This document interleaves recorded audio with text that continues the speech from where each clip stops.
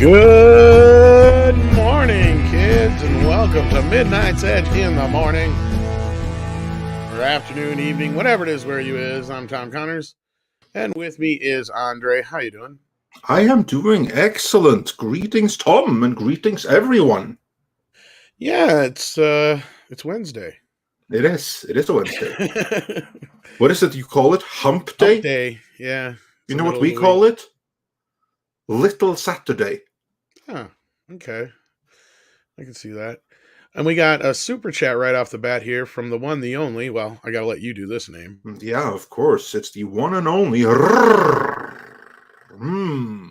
was on Toxic Femininity on Monday, and you can catch the replay of that over on our archive channel, Midnight's Edge Live Archives. How's that for an inventive She name? was giving the ladies the run for the money on the... Yeah, I mean, who would have thought that can make Mandy blush? But well, it's in the name, I think. I mean, yeah. It's kind of obvious, but yes, welcome everybody. We've got Natasha, of course, whipping that wrench around, so you better behave. But hit that like button; she does like that much. Let's see who else is here. We got Hyper Guyver in the house. We've got the Jazz King. We got Lady Rosclin, who's also a member. Thank you for that. We got Stephanie Janisek watching here. It looks like we've got Hyper Guyver 2. I think I said that already. Yeah, we got Will Bloom, an American living in Sweden who knows the Nordic traditions. And we also have Dragon Master 360 and Aaron Patel as well. Welcome to the show, Xenomorph. Let's see who else we got here. Apex Comics and Cody Guy, welcome, who's also a member. Thank you for that. Olaf Van Ness is here. Welcome, also a member. Carrie's, who's also a member, is here. Welcome. Red Lantern's Rage as well.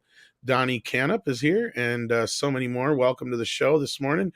I know a lot of folks are over watching the trial, but for those who want to get away from that for a little bit, welcome to Midnight's Edge in the morning, and we're going to talk a little Spider-Man and other stuff. Well, there isn't a whole lot going on. Yeah, so it's a good day to watch trial, but do that Jesse's afterwards. I don't know. If you're home, Jesse, send me a text. That's Jesse, if you wanted to hop on, then you feel free. Yeah, I'll send you the link if not. Other than that, Spider-Man's happening. Nobody really gives a crap about the Eternals. Now as more and more people see the movie. Of course, some people like it, and that's fair, and more power to you. But most don't. And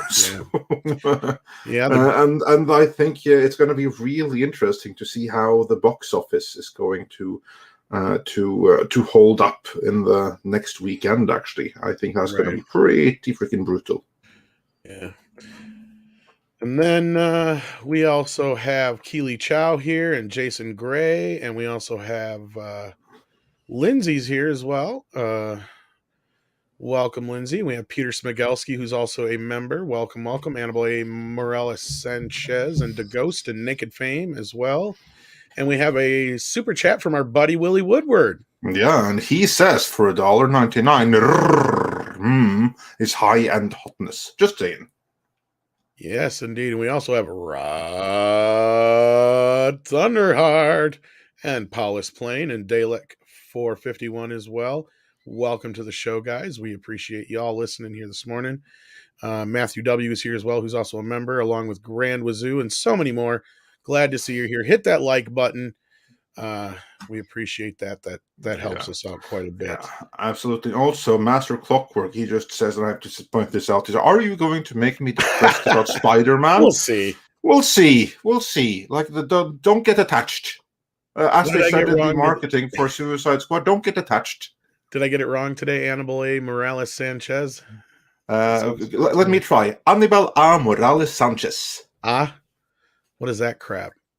Well, that's A in non-English. Whatever. That's how the rest of the world says A. Whatever. You know, kind of like tomato and tomato. That kind of like that general thing. Matthew W says, all I care about is Ghostbusters. My God, the trailers. Oh. Well, Matthew, you are in luck, because that is the one movie where we have indications that everything is awesome, and I mean that in a complete ironic way.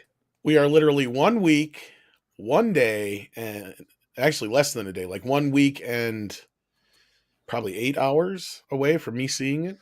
Yeah, so Tom has been counting the days and minutes for a month already. I'm waiting for my buddies. I'm Reminds me, I have to check when can I see it. I haven't checked that yet. Well, I'm pitching a fit because I'm like, I need to know how many people are going so I can get tickets. Come on. And he's like...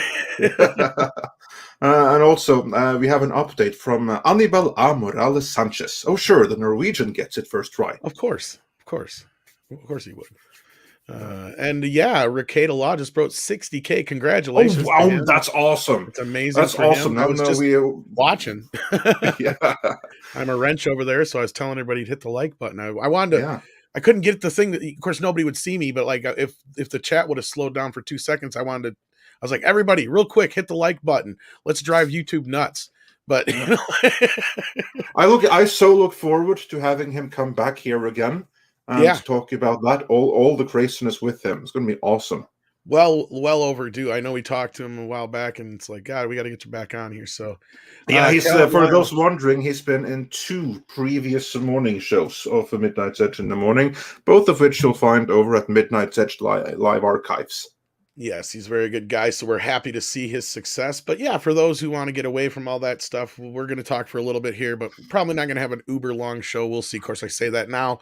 5 hours from now, we'll still be going because something will drop. You watch. Callum Lyle sends in an Australian $5. G'day, Mike. Says, is it bad of me to enjoy watching the right people fail like Feige and Smith? Well... I have the perfect saying for that I suggest that all English-speaking companies and people and countries adopt as soon as possible because it's really valid in situations like this. There's no Freude like Schadenfreude. Why does that sound like a Mel Brooks song? Well, it probably should have been Freude like Schadenfreude. Hoi. Yeah. Exactly. It does. It sounds like one of his. Hitchhiker42 says, I can't find the 4K media shows on Midnight's Edge. There is a playlist. If you go to playlists, there is a separate playlist for 4K for you. But also, if you go to Midnight's Edge Live archives, you'll find them there front and center, also in a separate playlist. We didn't do one last week, though. Yeah. So just so you're aware, because of that, it's going to be more difficult to find in the playlist. But I would recommend head on over to Live Archives, and then head on over to playlists, and you'll find it there. 4K for you. Yes, but as far as I know, we're having it tonight, so we're just a few hours away from that, and we're going to talk about, for one thing, I know for sure, The Outsiders just hit 4K Blu-ray. And I don't know if you've ever seen the film, Andre. I don't know if it means much to you over there, but what did you call the animal? It's not an animal. The Outsiders, Francis Ford Coppola film. I never heard of it. Okay, well, it's about kids. It's a very famous book, and then he made the movie. But it's now on 4K. But it's an interesting 4K release, and we'll get into all that. But the main thing about it that's intriguing is that it's one of the few titles that they've gone back and that it's 100% from the negative. Because when they do transitions and have the credits. And there's like things that have opticals or anything like that. Yeah. You're stuck with whatever generation from the negative they have for a 4K. Well, of course. Release. I mean, like there's no going back. You're kind of like just stuck with the maximum, like to see no further, or you don't have to look any further in our discussion on He-Man for all details on that. Exactly. Well, this is an interesting case because Coppola is one who keeps everything. So they went back, and this is the first true 4K from beginning to end transfer because all the opticals have been redone digitally and everything. So it's all first generation negative. So it's really kind of cool. It's the movie itself was not a huge hit, but it's well known enough in the US but for the release. So that's interesting though, because then that means that's good news for all of his other future releases like The Godfather and stuff too. I'm thinking he did the same thing. So it means they're going to look really good. So that's awesome. That's brilliant. Happy to hear that. It's a good thing he saved everything. So I guess he saved every last thing he's ever done. So Schadenfreude, it makes me feel good and glad I'm not you. There you go. That's the next line. We're already writing this song for Mel. Yeah, exactly. We just have to give it to him and have him share the royalties with us. And then Callum Lyle says, "Do you believe Sony is listening to fans?" No. No, I don't think they are at all. They're not listening to fans. However, there are indications that they haven't gone completely nuts yet. No, I don't think Tom Rothman gives a shit. Yeah. I think that if they do something in line with what fans want, it's out of lack of options or by accident. Well, I Tom don't think that Rothman's a they're money guy. exactly. I mean, as far as the rest of this shit goes, he came in right when Ghostbusters destroyed that. I mean, he helped destroy Men in Black in the process of it, but he just was true to form there. He knows how to fuck up a good franchise. But at least at this point, he's just like, okay, Ghostbusters, Dan and I can go do your thing, and he let the MCU deal with the Spider-Man stuff now. So, he's like, I don't have to deal with that crap. He sufficiently killed Men in Black for a while. So what else they got? Exactly. Well, not a lot. Not a lot. So they have to. Yeah. They really have to work with what they do have. No, that's also good for him because then he can just keep bringing in his directors and independent films and making a bunch of money off them, and he'll make Baby Drivers and stuff like that, and just keep doing that. Exactly. I mean, that's the thing that he's actually good at. So let him do that. That's the beauty. But we will be talking a little bit about Sony and Spider-Man here in just a minute or so here once we get caught up with these super chats like this one from Spider Unlimited as well. And of course, thank you for that super chat and donation. Let's piss off the Mephistopheles of LA. Okay. And hit the like on here and Raketa. Yes. Smash like for Raketa here as well. We'll pass it on. Yes, we will. Yes, indeed. Oh, I love this name. Rod, I love your name, Rod Thunderheart. But this name is just so masculine, it's not even funny. Dick Mustang.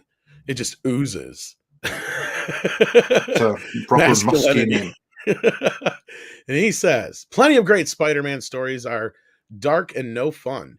Shouldn't disqualify a film from being entertaining. Interested to hear your thoughts. Well, I think that's probably a pretty good segue into what we're going to talk about. But of course, a day wouldn't be complete without Steven, aka Deleted Scene, sending in his greeting with a $2 super chat. Thank you so much. He says, hail Andre, Tom, Wrenches, and chat. Hail to you, Steven. Yes, hail Steven, and hail one and hail all. Yes, and like Luke Rock says here, hit the like, guys. Thank you so much.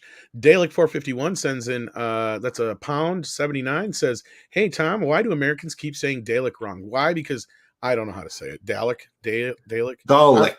Dalek? A Dalek of Daisy. Yeah. Then Colin Lyle says, the CGI He-Man is better. Trust me on this, Clownfish TV is supporting it. I never doubted for a second that it would be. You know why? Because it's written by Rob David, I think his name is. Well, Rob David, I don't know too much about him, but I do know that from a sheer writing perspective, he knows his He-Man. And yeah, I know it's a complete reimagination. It's not for us. It's like Power Rangers, whatever crap kids are into these days. They all need to get off my lawn anyway. But he may just have found a way to incorporate whatever kids like with some story things from He-Man, and good on him if that's what it takes. It's not hard to be better than Kevin Smith's He-Man Callum. I'll give you that. Yeah, that doesn't count much. Or that doesn't take much. And this is why, I'm sure it's decent enough, but why, to me, it's like, why isn't it just its own thing? Because it's so different and far from the mothership that it might as well be its own thing. I don't disagree with that. But at the same time, it is what it is. And then, speaking of, Rod Thunderheart sends in $5 Canadian and says, hail, Tom and Andre, I'm super excited for No Way Home. Now that it is confirmed all 3 Spider-Men are returning, I have to admit, Sony are at least doing okay. Well, but Rod, you should have known this. We've been saying this for a year and a half. Yeah. Well, not just that. It has probably just as much to do with Disney as it does Sony. But yeah. Phantom Boomer says notification worked. Hoorah. Yes. Awesome. Well, we're glad to see at least 700 of you got the notification. And yes, Dalek. And probably the other 3, 4, 500 are over at Raketa right now, and I that's kind of do understand that, because it's yeah. Let's call it extenuating circumstances. So everyone feeling that they have to watch that right now as it's live, they're forgiven. Yeah, well, of course, with Kyle on the stand, but anyway, here we go. So, according to Denna Geek, Tom Holland calls dark and sad Spider-Man No Way Home not fun. At first, I just want to highlight everything that's here in this headline. I mean, just look at the keywords. Here's Tom Holland, you have Spider-Man, and here is his description of the upcoming Spider-Man movie. And let's just reiterate, this Spider-Man movie coming up now may be the single most important Spider-Man movie for Marvel Studios ever. Because the original Spider-Man in 2002 predated Marvel Studios. Right. The reboot, The Amazing Spider-Man, was a direct competitor to them. Yeah. Spider-Man Homecoming, that was nice to have, but the MCU was already at the peak of its power by then. Now, the MCU is in a slump. The Disney Plus series, whatever they tell you in the media, they haven't really worked out. Black Widow got a mixed reception. I liked it myself. Tom didn't, but it did get something of a mixed reception. The same is also true for Shang-Chi, which is apparently how you pronounce that. Don't even get started on the Eternals. So right now, what the MCU needs, especially in light of the corporate shenanigans behind the scenes, with Bob Chapek, by all accounts, wanting to get rid of Feige. If Feige is to have any chance at holding on, he needs some hits now. He needs some wins. They need this movie to be really, really popular. To say nothing about what comes next. I mean, like Doctor Strange in the Universe or Multiverse of Madness, that may be the single most important one for the MCU thus far, given the slump that they're currently in. So much is resting on those two movies. Between that and Guardians of the Galaxy, yeah. Yeah, of course, but that's what I mean. Like, Guardians of the Galaxy, that's still a long time into the future. They need to rebuild some excitement right now. No, I don't disagree with you at all. Yeah, and the best way to do that is with some light-hearted fun, so that people go in and they have a genuinely good time. And then, against that backdrop, with that setup, that is what the MCU needs. Here is now the star of the upcoming Spider-Man describing the upcoming Spider-Man with these keywords: dark, sad, not fun. Do you think this has the makings of a crowd pleaser? I'm not gonna okay.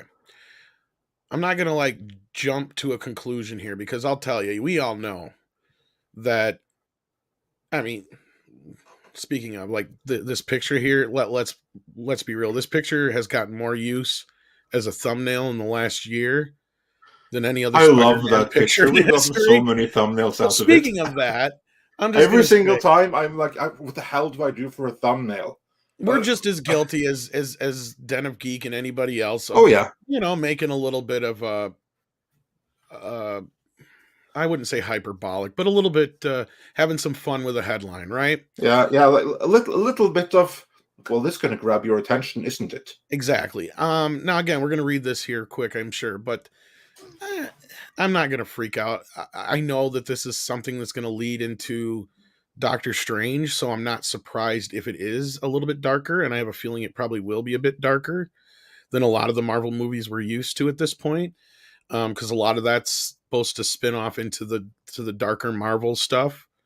In that respect, I can see that. As far as the fun, I'm not so sure what he means. So let's get into the article and see let's get some context, hopefully. Yeah, let's do that. Says here, Spider-Man No Way Home has been teasing a unless you want to read it. No, you do it. Oh boy. Has been teasing a cavalcade of universe crossing chaos, further fueling an uncontained delight of fans who anticipated its expected array of frenetically fun moments. Yet, while promotional process for December scheduled threequel was forced its historical Gabby star Tom Holland to keep an especially tight lid on some stupendous secrets. His most recent comments seemingly slip out a narrative that contradicts the long assumed notion of the film being, well, fun. Based on what showcased in Spider-Man No Way Home, primarily from the debut trailer this past August, still has everybody talking. Fun is a knee-jerk adjective for the upcoming film. How else can one describe the big screen bonanza in which a screwed-up spell from a Benedict Cumberbatch's Doctor Strange twists movie universes into a knot, forcing Holland's Marvel Cinematic Universe Spider-Man into a skirmish, potentially alongside former Spider-Men Tobey Maguire and Andrew Garfield, with a smorgasbord of villains from previous iterations such as Jamie Foxx's Electro, Alfred Molina's Dr. Octopus, and even Willem Dafoe's Green Goblin. However, in a cover story interview for Total Film, Holland implies that darker dramatic elements will actually dominate the film's tone. All right, here's this quote. What people will really be surprised about is that it's not fun, this film, reveals Holland. It's dark and it's sad, and it's going to be really affecting. You're going to see characters that you love go through things that you never wished for them to go through, and I was just really excited to kind of lean into that side of Parker. While Holland won't risk the wrath of Marvel Studios and or Sony Pictures by going into specifics about the still unobscured plot of No Way Home, this comment seemingly references the starting point of the upcoming film, which will pick up the pieces in the aftermath of a consequential mid-credit scene in 2019 Spider-Man Far From Home, as Spidey celebrated his victory over illusion maker Mysterio. The stabilization of his life was sullied posthumously by the villain with a delivered scoop from the Daily Beagles.net, J. Jonah Jameson, J.K. Simmons, that not only revealed the wall crawler's secret identity as Peter Parker to the world, but framed him for the murder of the villain. Consequently, Peter's already frantic double life has become tangled into an untenable single thread, which will apparently take its toll on the emotional constitution of the typically sanguine, I don't know that word, superhero. Sinewy? I don't know. While we're unlikely to witness the 2.0 version of Spider-Man 3's unintentional punchline, emo Spidey, it's clear that the head of Holland's version is going to be driven to darker places. Peter Parker is always someone who's looking up, continues Holland. He's always really positive. He's always like, I can fix this. I can do this. Whereas in this film, he feels like he's met his match. He's like, I don't know what to do. That was an aspect of the character that I'd never seen before, and I was really excited to try and tackle. Indicatively, the core of Holland's starring solo superhero films, Spider-Man Homecoming, Spider-Man Far From Home, and Spider-Man No Way Home, now collectively known as the Homecoming Trilogy, is Peter's relationships with his closest to him, specifically Aunt May, love interest MJ, and his best pal Ned. Indeed, the film have heavily focused on the efforts. Yeah. Nobody cares. I think we got it. Is there any more quotes from him? Nah, we got it. Okay. That was the gist of it. Yeah. So there you go. I think they're reading way into one comment. I mean, we know this movie is going to have to leave on a big cliffhanger, right? Oh yeah, for sure. It's going to tie directly into Doctor Strange. I'm right. Positive. The one thing that has me a little bit worried though is that Spider-Man. Yeah, because it's true, as the super chat said earlier, there are some great adventures with Spider-Man that were quite dark. The star example being Kraven's Last Hunt.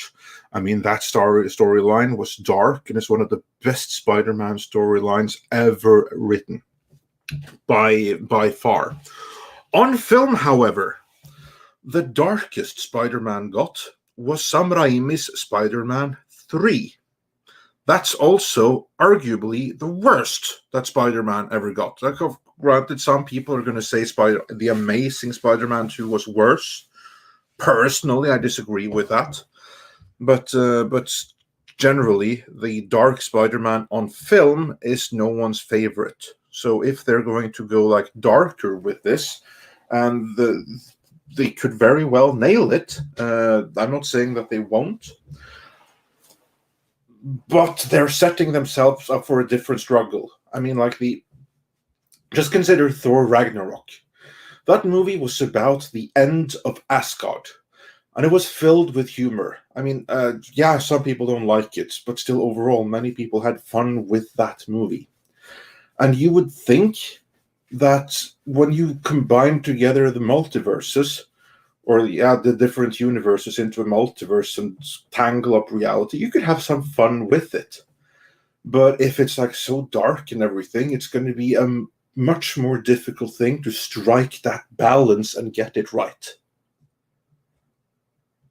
Well, I wholly disagree with you on the Spider-Man 3 thing. Like, no, I agree with you that it's the darker of all the films, probably, but Spider-Man, Amazing Spider-Man, and the Amazing Spider-Man 2 are far worse than Spider-Man 3, in my opinion. My issues with Spider-Man 3 have more to do with them, A, retconning the death of Uncle Ben and attaching it to Sandman for no good reason, and B, Yeah, that just was what part they, of it that really and then ruined B, the just movie. what the way they kind of presented Venom. Outside of that, and the emo minute with fucking Peter Parker doing the dance thing, I didn't really have a problem with the rest of the film so much. No, it wasn't nearly as good as the first two, but to me, it was still way better than Amazing 1 and 2. But that's just my own personal opinion. But we already kind of know, okay, here's why it's probably going to be dark. One of these Spider-Men is not going to make it out of this movie. Like, I think we can guarantee that. Please let it be Andrew Garfield. I doubt it. That's the case. It's going to be Yeah. Tom Holland. Yeah. I guarantee it's going to be Tom Holland. We can hope it's Andrew Garfield. I was hoping Holland, or not Tom Holland, I mean Tobey Maguire. And I was hoping Tobey Maguire would make it into Doctor Strange, but I don't think that's going to be the case either. I think Tobey Maguire is going to bite it in this one. And that'll be it. But Callum Lyle says, lastly, I hope that the real Charlie Cox, it's the real Charlie Cox in that leak. Let's talk about that a little bit, because John Campea made some news, Andre. Did you hear about this? I did hear about this. So did you see the pictures? I saw the pictures as well. Yes. Okay, so these tie into things we've heard before. Now, I didn't get to see his apology yet, but I heard he made some big apology, and he pulled the pictures, like, I think it was an hour after they were up or whatever. Do you think they're real? Yes. Okay. Yeah, I do too. And again, this is going off of I didn't hear his apology. Yeah, I didn't hear his apology, and I honestly don't care too much about his apology, because the perception, and that perception can't be changed right now. I think that there's a very different story behind it than what he let on, because what he said, my understanding is that he said that, oh look, someone made this, they photoshopped this, and this was so cool that I'm going to share it for you all with and put my own logo on it so that I get proper credit when this is shared far and wide. And then people are like, well, if it's real, then you are stealing the scoop of whoever sent it to you. Whereas if he just doctored it together, then you are still stealing credit for its work. So it's wrong either way. What I think? What the Campea can't say? Of course you know. I think that the quiet part that he probably can't say is that they're real pictures and they came to him from a studio source who wanted him to share it. I don't think you're wrong. If one of our wrenches can find the apology, I'd like to actually see it, just to kind of help before we get too far into it. But I don't think you're wrong. Unless we find out that he's booted from any future Sony premieres or whatever, I think you're right. I think he was put up to it, and I think his reaction to it pulling him down and his apology had probably more to do with the reaction from the crowd that were pissed because he lost a bunch of subs and he got just lambasted, I guess, for spoiling the film. I don't know if it's rightfully so, but the reason I think you might be onto something, or I don't think you're wrong, or I was thinking the same thing, was because it was just a week ago that one reporter from Variety, I think it was, or actually it was more than a week ago. It was like 2-3 weeks ago. Whatever. It was right before the premiere of Eternals. Dropped a big spoiler, basically the only thing he really could spoil in the movie, and seemingly nothing happened to him that we know of so far. I don't know if, again, we may not know the ramifications of it, but yeah, no. Basically, what we had also heard before And I think that you were quite right in pointing this out, because what you're referring to here is when Variety leaked that that teenage heartthrob, whatever his face is, I don't know, from some group that the kids today like to listen to. They all can get off my lawn, so I don't know. But anyway, Harry Styles or whatever, he's like playing Eros, and this was leaked by Variety or not in a Variety article, but in a tweet by a Variety associated reviewer. Now, this is something that you would think that they wouldn't want out there, unless, of course, they want to create some excitement and make sure that Harry Styles' fan base actually show up for the movie. Right. So that may have or been just a give people any leak. reason to get excited for the Eternals period. Exactly. So that probably was like a sanctioned leak. And following that argument, this is like a point that you made behind the scenes here, Tom, that this could be something of the same. That this could actually be related to the Eternals. Tom, repeat what you said about that.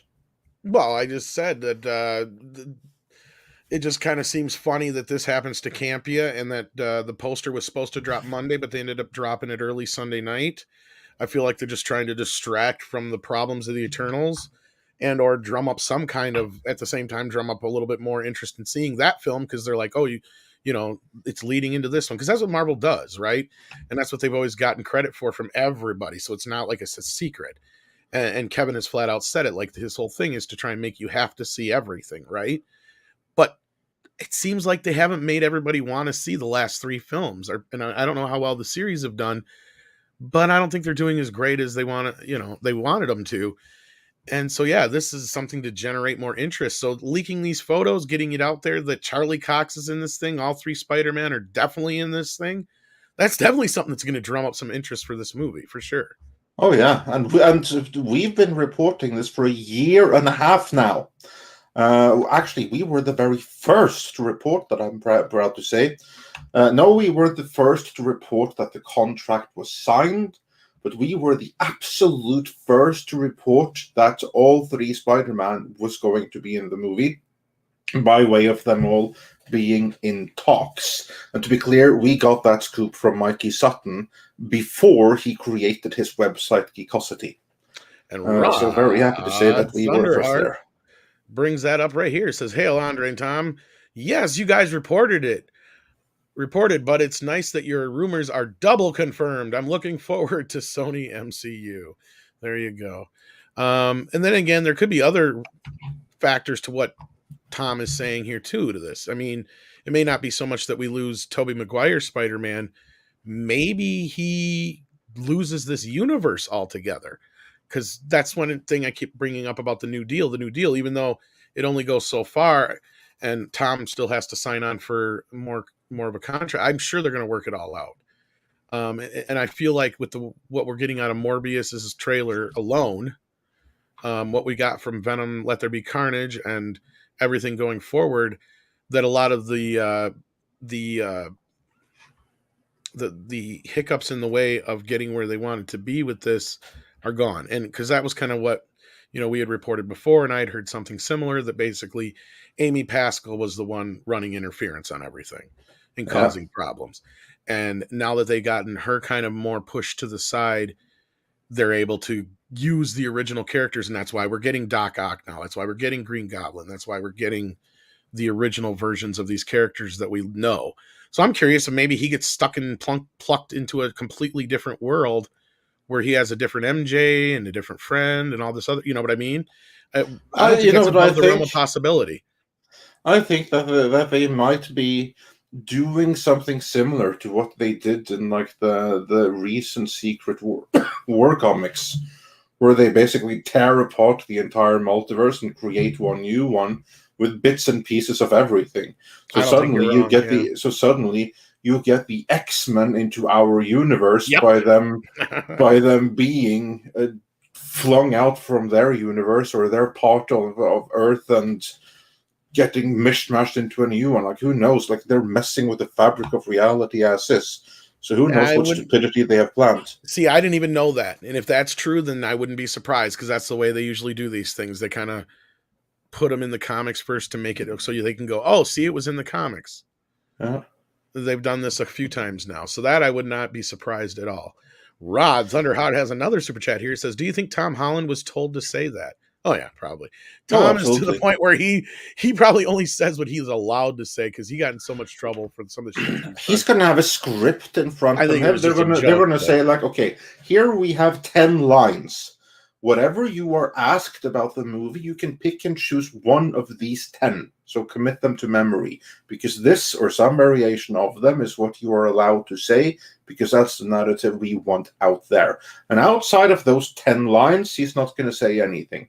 So, of course, marketing put him up to say it. And also, depending on, and since this was an interview with Total Film, he might not even have, I don't know the details about like that interview, but very often, those interviews and like stuff like that, the star really doesn't have to do so much. Very often they only have to sign off on it after the fact, and the studio's marketing department do the whole thing for them. Honestly, I'm not saying that happened here, but no. Very often that's the case. I'll be honest with you though, Andre, I don't really buy this whole Tom Holland's a leaker. I think it was all set. I think it's all of course, like a marketing thing. Oh yeah. Like sure. I never thought he really actually did spoil it. Like I think he was meant to, like it's all been just played up. I believe. The only one who really spoils things is Mark Ruffalo. Yeah, that was a complete fuck up. Like he accidentally left his phone. That I can see as a complete fuck up. But that's a complete fuck I feel like everything else has been very, very everything else has been like scripted and sanctioned and everything. Archangel G says, unfortunately for me, the MCU Spider-Man Iron Boy doesn't cut it. It needs to be contractually a percentage different from an accurate portrayal. That's what I was getting at, though, Archangel, is I don't think it has to be so different anymore. I understand people's, feelings on the Iron Boy thing, and I get it. I don't have a problem with him just growing into the character either. But at the same time, I didn't like the last one as much as Homecoming. But as far as I know now, there is no more roadblocks. Yeah, no, that's over now, because the reason why they had to use 25% different characters, so to speak, or create brand new characters, is that if they didn't, everything that they used would be frozen, meaning that neither Marvel nor Sony could use them in case the contract ended and they went their separate ways. Whereas now it appears that behind the scenes, they have already signed a long-term deal, rendering that point kind of moot. Or at least short-term enough that it's... Or you mean long-term enough? Or long enough that next few years. Because here's the thing is... Or that it has some kind of proviso for that thing. So that's no longer a concern. They can do 100% comic book accurate now. Because basically from what I was told, and again, rumor, take this with a grain of salt, we were pretty much on point with what we were reporting before. And that was, like I said, the person running interference was Amy Pascal. Her plan from day fucking one, when she was forced into this deal, was to be like, we said, all right, we'll do this, and then we will part ways as soon as the deal's done, and we will go do our own thing and bank on the fact that people still think it's Marvel. That was her. And that's why I think that she is not any longer as prolific in things like once you go see Venom, you'll see what I mean. Her name is barely there.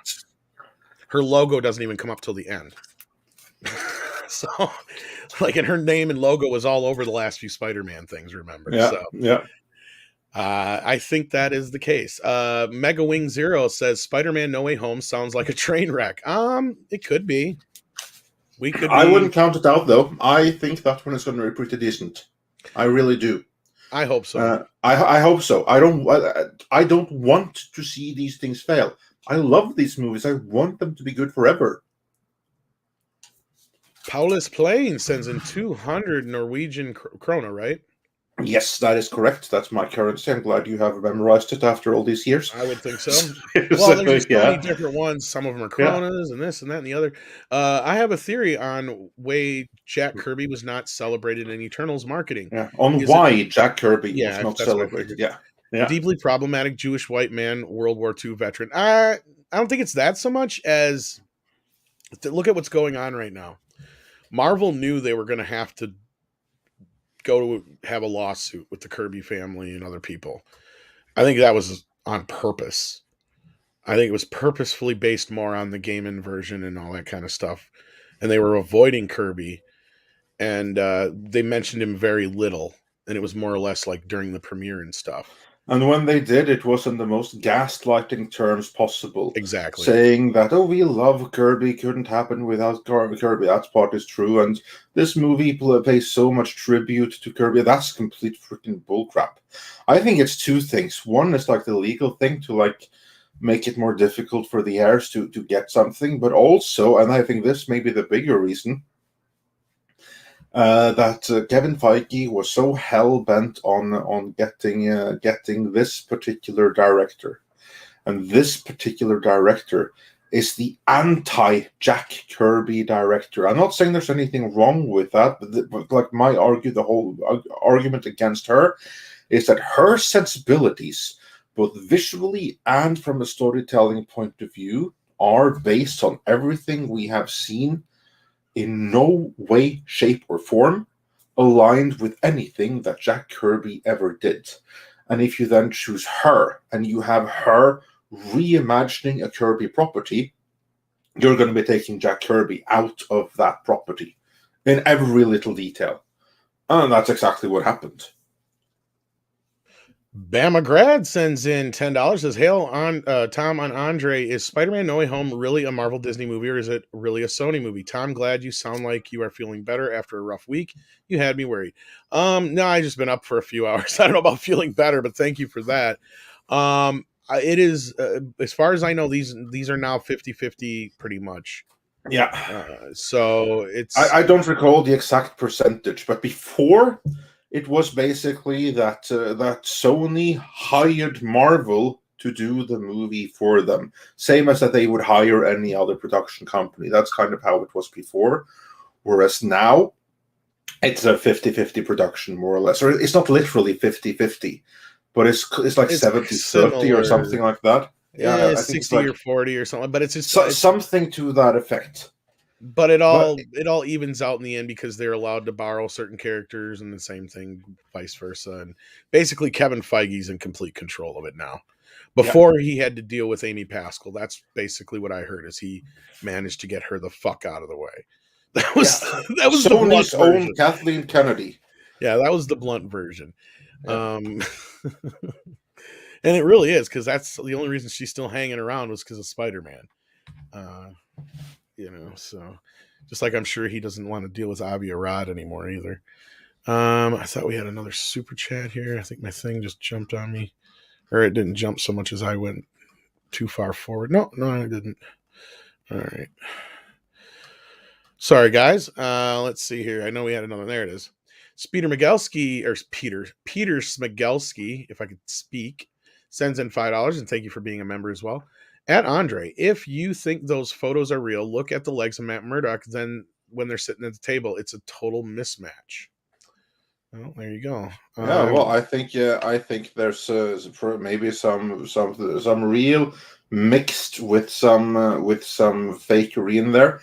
I haven't studied them in detail, but my gut reaction, without having studied them in detail, is that they, at the very least, are highly representative of what we'll be getting on screen. Well, I guess we'll see. Then again, if they're fake, I mean, I don't know. Well, then that would be really stupid, because then Campia lost so much credibility, fans, and standing in the community for nothing. Yeah, that's true. So it better be real, because otherwise, from his point of view, it was all for naught. Yeah, that's true. That is very true. I was trying to see if somebody sent them to me. I thought somebody did, but I'm not finding them because I was going to look at the legs. But oh well, I ain't got them handy, so I'm not going to waste any time on that. Let's see here. What else did we have before we move on here? Next one is from Archangel G. Yeah, there you got it. And he says the Venom movies missed the mark with me as well, since you can't have a good story without the dynamic of Spider-Man and Peter symbiote movies. Um, I was kind of the same feeling going into them, but I enjoyed them for what they were. Um, it'll be interesting to see how they combine them, though. So that was always going to be one of my big questions: is how they were going to get around that dynamic. But we'll Well, see, I guess. I think they're just going to jump straight into that period of the comics where Venom basically has forgiven Peter Parker, because that happens at one point. As Venom really comes into his own as a character, and he kind of like becomes the protagonist of his own series and stuff, he's more like, you know what, it was unfair of me to blame you. I really was the one that screwed up, and you just kind of like do what you do, and you do a lot of good overall. So I forgive you, and it's always going to be awkward between us, but I'm not going to kill you anymore. I don't know That if they'll happened in the ever. comics, and I'm sure they're going to go straight for a dynamic like that, although it will probably be caused by something else. I think what it'll be is, first of all, since the Venom version and the technically wasn't aware of him until there was what happens in this movie kind of thing, without getting into it with spoiling it for anybody. I think he may discover Peter through the events that happened at the end of the last film, perhaps, and he may report on him.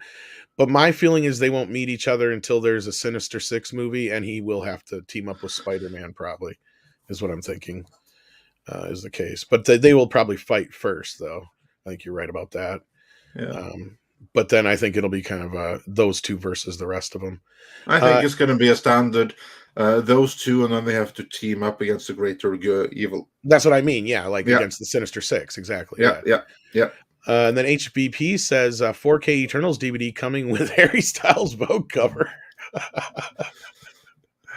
Honestly, that would not surprise me, but luckily that is what custom covers are for those that still plan on getting the movie, which I don't. Yeah, Yasar Anasari says, do you think we'll see Venom in this also? Any symbiote action? No, I don't think we'll see him yet. I don't think we'll see them together, like I just said, until Sinister Six. I think that's the case. And Jason Gray, I think you're right. That's what we're talking about here. I think that this whole thing's been orchestrated. I think it's just cheap marketing and exposure. They can get it for free, And then Mecha J says Amy KK Pascal. I got the picture that I have that I get the most use of with those two together. I tell you, this great picture of them together in all their glory. Then we had Ani Baka say, do you think the release dates for these films will be pushed back for months from their original release dates? Was a blessing for the MCU. You know what? I think the Marvel generally, I know they lost their way a little bit lately, but I have to believe that if they go to the step of pushing back Doctor Strange into the multiverse of madness, it's because something about it wasn't working. And releasing it as it was right then would have been bad. In this sense, I think pushing it back a few months may be a blessing, because if Doctor Strange doesn't deliver, if people go into Doctor Strange and the multiverse of madness and they are not happy about the future or of where this is going, Marvel is in deep, deep trouble. They can't afford to have that happen. People have to like that movie. And if pushing it back and retooling and doing whatever it is that they needed to increases the probability of doing that, then that will be a blessing. Honestly, I think it has more to do with Chapek. This is where I think, Cameron, Script, and you and us who've all kind of been saying this for months now. This, I think, is the most evidence we've gotten so far. Because if it was just what's-her-face getting hurt on Black Panther 2 and that movie being pushed back and Indy being pushed back, I wouldn't think so much of it.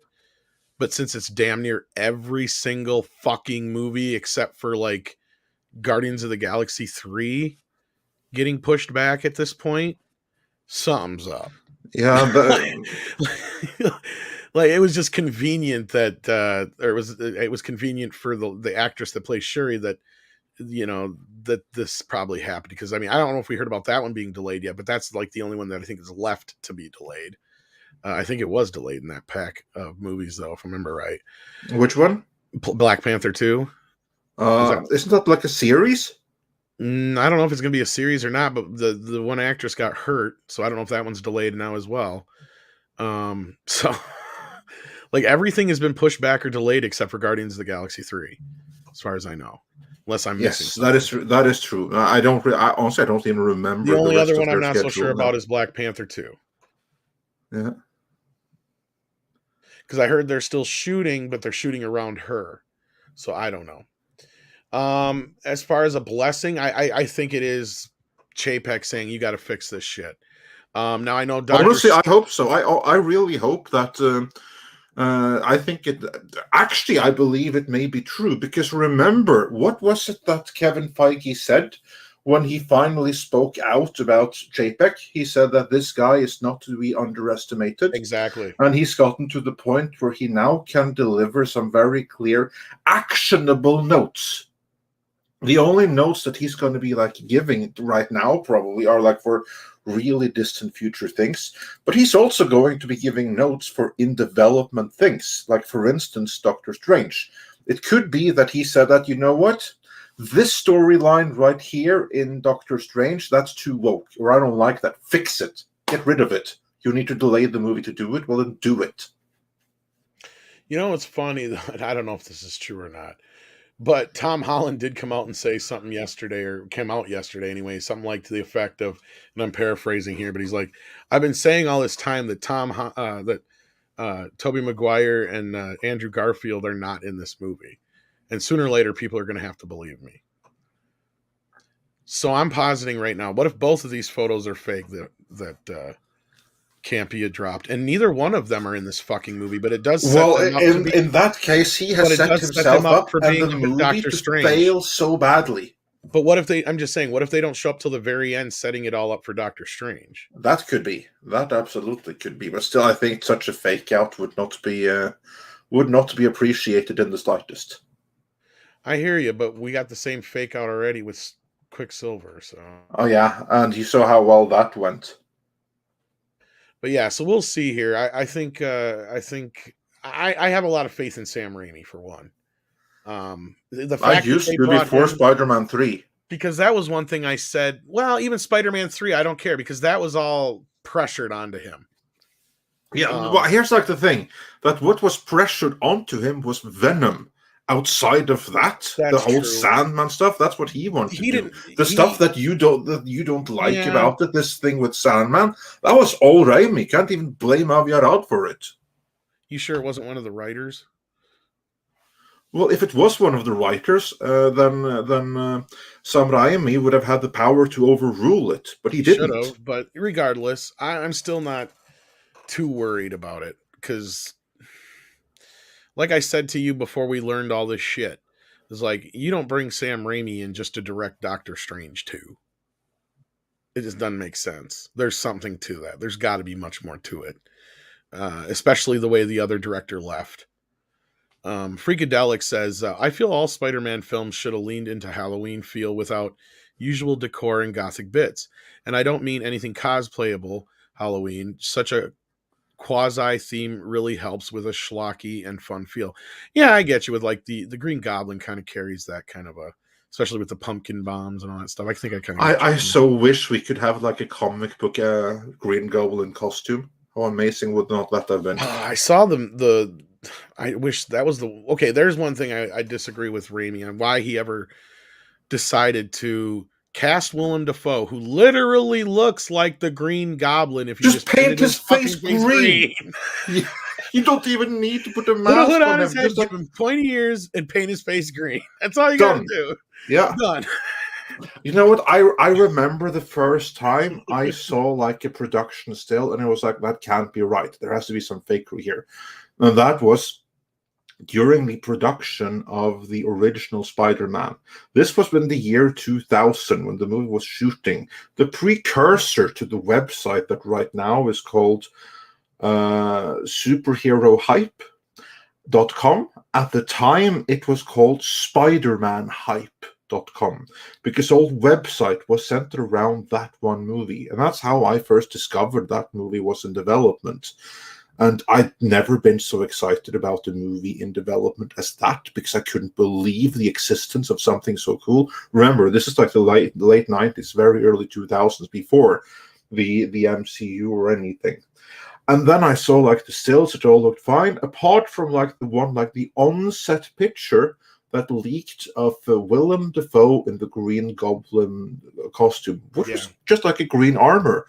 And I was like thinking that can't be right. There ain't no way they're putting that stupid thing on film. Ain't no way. And yeah, lo and behold, they did. Like, worst superhero. No, I take that back. Second worst superhero costume ever. You know which one is worse, in my opinion? And the only one that's worse? What's that? Green Goblin in The Amazing Spider-Man 2. You know, where Dane DeHaan plays Beavis and Butthead joined into one on the flying skateboard. Yeah. Hey, Peter. Yeah. That destroyed his career. Yeah. No, and then that one makeup test or whatever it was, too, when that leaked out, I'm like, why didn't we get that? Just like, anyway. Ani Baka says, what Marvel project could have worked well with Chloe Zhao? I think Silver Surfer, at least in terms of writing, or Adam Warlock. Honestly, I don't know. Nothing space or sci-fi related whatsoever.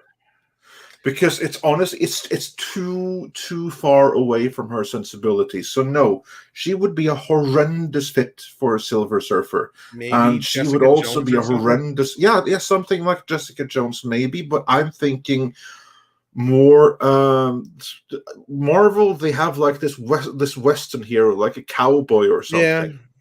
That's the one, like this cowboy who was made gay in like a comic book reboot or something like that. That'd be perfect. That would be perfect for Chloe Zhao. Let's see if I can find exactly which comic. Like, guys, help me out in the comments here. Which comic am I talking about?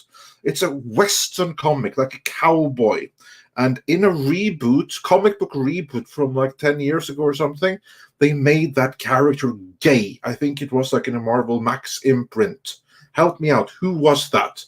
Caretaker? Because that is some Rawhide Kid. Stony D. Stony D, you get a cookie. That was a poorly named character. Rawhide Kid. Yeah, same with Ghost Knight and the Mekong. Chloe Zhao would be a great fit for Rawhide Kid.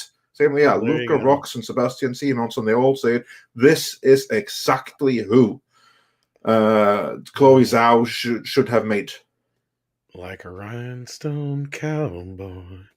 Paulus Plain sends in 100 more Norwegian krona and says, please tell us about your take on Overlord DVD Doomcock Intel. Got a whole video coming about it in the next few days. I haven't got to see his recent one, but I can probably guess some of the reporting because it's. I haven't seen. I think that we've been his video too. either, because I've been busy writing hours.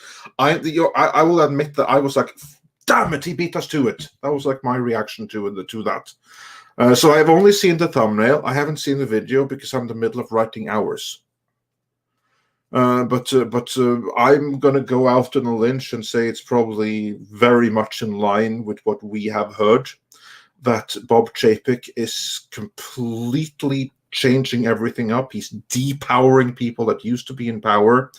And also, he's doing a complete havoc within Lucasfilm. What we heard is that he used the backlash against the Indiana Jones thing to oust Kathleen Kennedy from everything. All of her projects was like, you're clearly tainted. Like, you don't have. He didn't use those exact terms like to her or something, but that was the reasoning for just killing all her projects. Not killing per se, but like putting them on ice for a rethink that will last forever, meaning they'll never happen. Black Wolf Inc. says, could Bob C. make Feige recast T'Challa? I don't want to see a Black Panther movie without the character that has been in their best films. Rip Chadwick. I think they're just going to go forward with the sister, basically probably taking over the mantle, unfortunately, and they'll just have him have died off screen.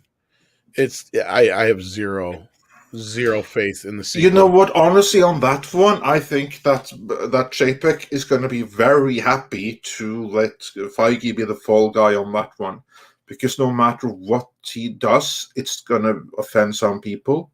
So if I was Bob Chapek, I would be like, on this movie, you need to do that. On this movie, you need to do that. On this movie, you need to do that. But on Black Panther, you can do what the hell you want. And we're going to make sure everyone knows that this is your movie, your call, and you take the fall for it. Well, if I was Bob Chapek, that's what I would do. My suggestion for the film, I feel like, would have been the best way to go about it, and there were still people that disagreed with me on that. Not like I'm any authority on that, but I just feel like my take is like the best way to do it without upsetting everybody. And there was even people who disagreed with me, so like I can't even say that. But what I said was, don't kill him, just have him step down and use whatever footage you got, and just have him be present in the background running Wakanda like his father did, and you just have him like once in a while on the TV screen in the background doing a press conference or something. You can manipulate footage you have of him that already exists, and then you just have his sister say, yeah, since he's busy doing that, now I have to take on the mantle, whatever. And that's the easiest way to do it. That way you don't recast it. That way you don't do some cheap, he died off bullshit. And the character is still there, but he's doing something else as opposed to being Black Panther. He's just, you just have a scene where, his sister, sure, he just says, yeah, after my father died and all that stuff, he stepped up and he's now doing what he's supposed to do, taking his rightful place as King of Wakanda, and now I've got to take over the mantle as Black Panther. Because that would be the most respectful way of doing it. Like, character is still here, and he now serves the greatest purpose he possibly can for Wakanda as its ruler, and then he can't be the foot soldier at the same time. That's my take, but I don't think that's what they'll do. No, that would be way too smart for them, probably. Yeah, they'll end up killing him off screen somehow. I don't think they'll recast him, though. That's the last thing I think they'll do. At least that would be the worst thing they could do. Yeah. So, yeah. Because unlike the whole, roadie thing or anything like that, this isn't about a financial dispute. This is somebody passed away unexpectedly. You're better off just trying to deal with it that way. An off-screen death just kind of cheapens the whole thing to me personally. Yeah. I feel like if you let him live on forever, it's kind of a better symbol. Yeah. If he's like forever living as Black Panther, it just I agree completely, because otherwise it'll like take you too much out of it in a way. And I feel like it's just too and also what a cop out. Like here's like a character that we've seen and cared about in a movie, where that was really impactful, and like, oh no, he just died off screen. That's what I mean. I hate that. Yeah. And that, or they'll just start with a big fucking funeral, and I hate that shit too. Right? It just bugs me. It's cheap, but I know there's some people who are like, recast him and stuff like that. That's fine. I get it. Not everybody agrees with me. So like I said, I don't think there's any true way to do it to make everybody happy. But to me, it'd be either just don't do another one or do that, what I said. So there you go. Yeah. Yeah, it's difficult to disagree with that.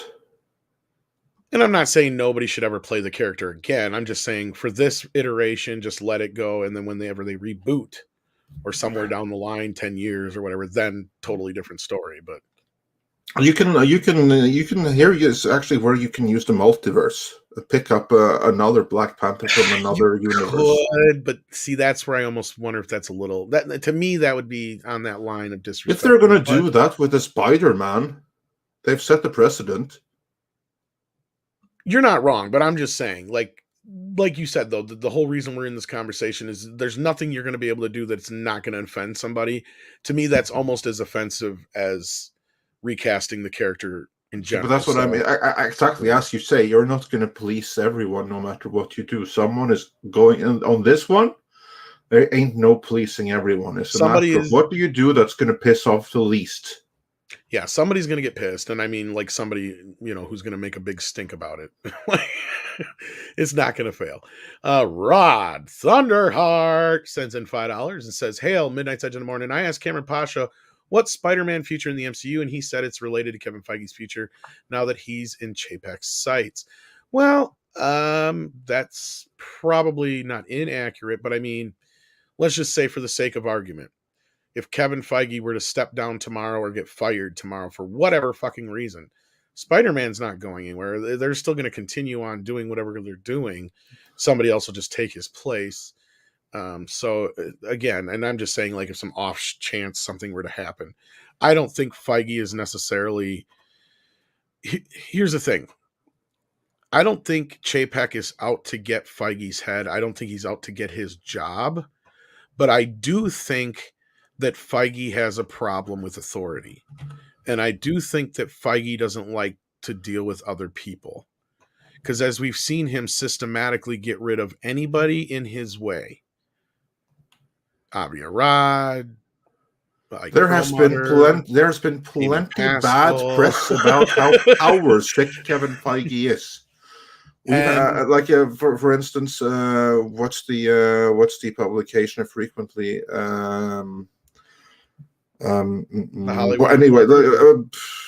Bleeding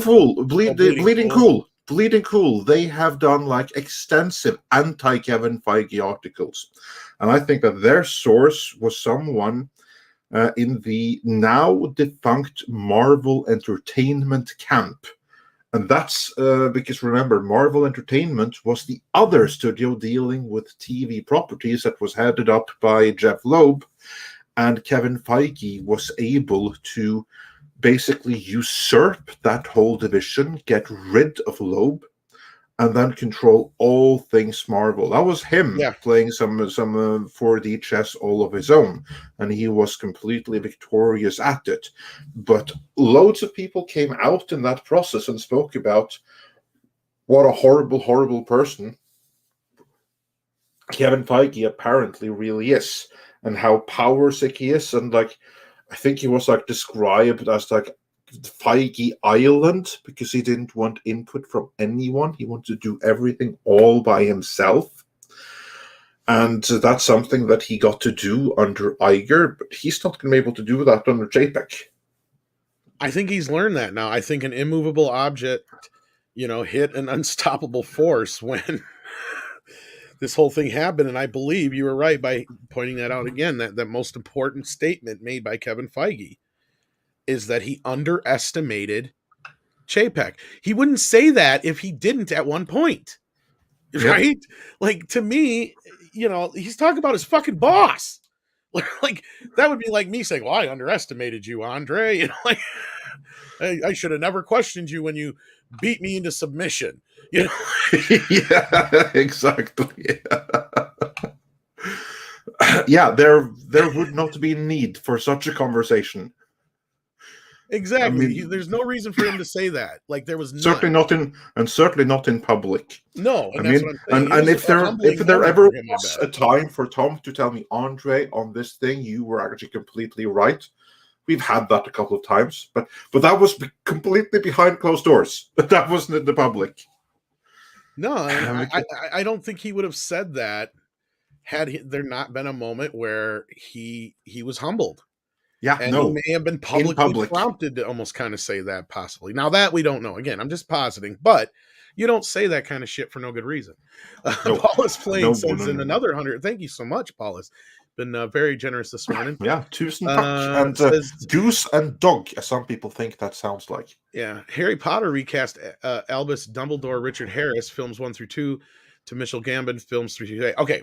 Yeah, but there's a difference. There's a difference there. Tom, you want to get into that? For one, much older actor. It wasn't a situation to where, like with Black Panther, there isn't 10 more books to make, right? Like they could end his story now. He has actually had an arc. Yeah, it is done. His arc started in Civil War. And it kind of ended in Black Panther. There really isn't that much more places to take this character now, outside of what I just said, him just taking on the kingdom, right? So like the difference here is Dumbledore was important to them story still, so they still had to have him in there somehow.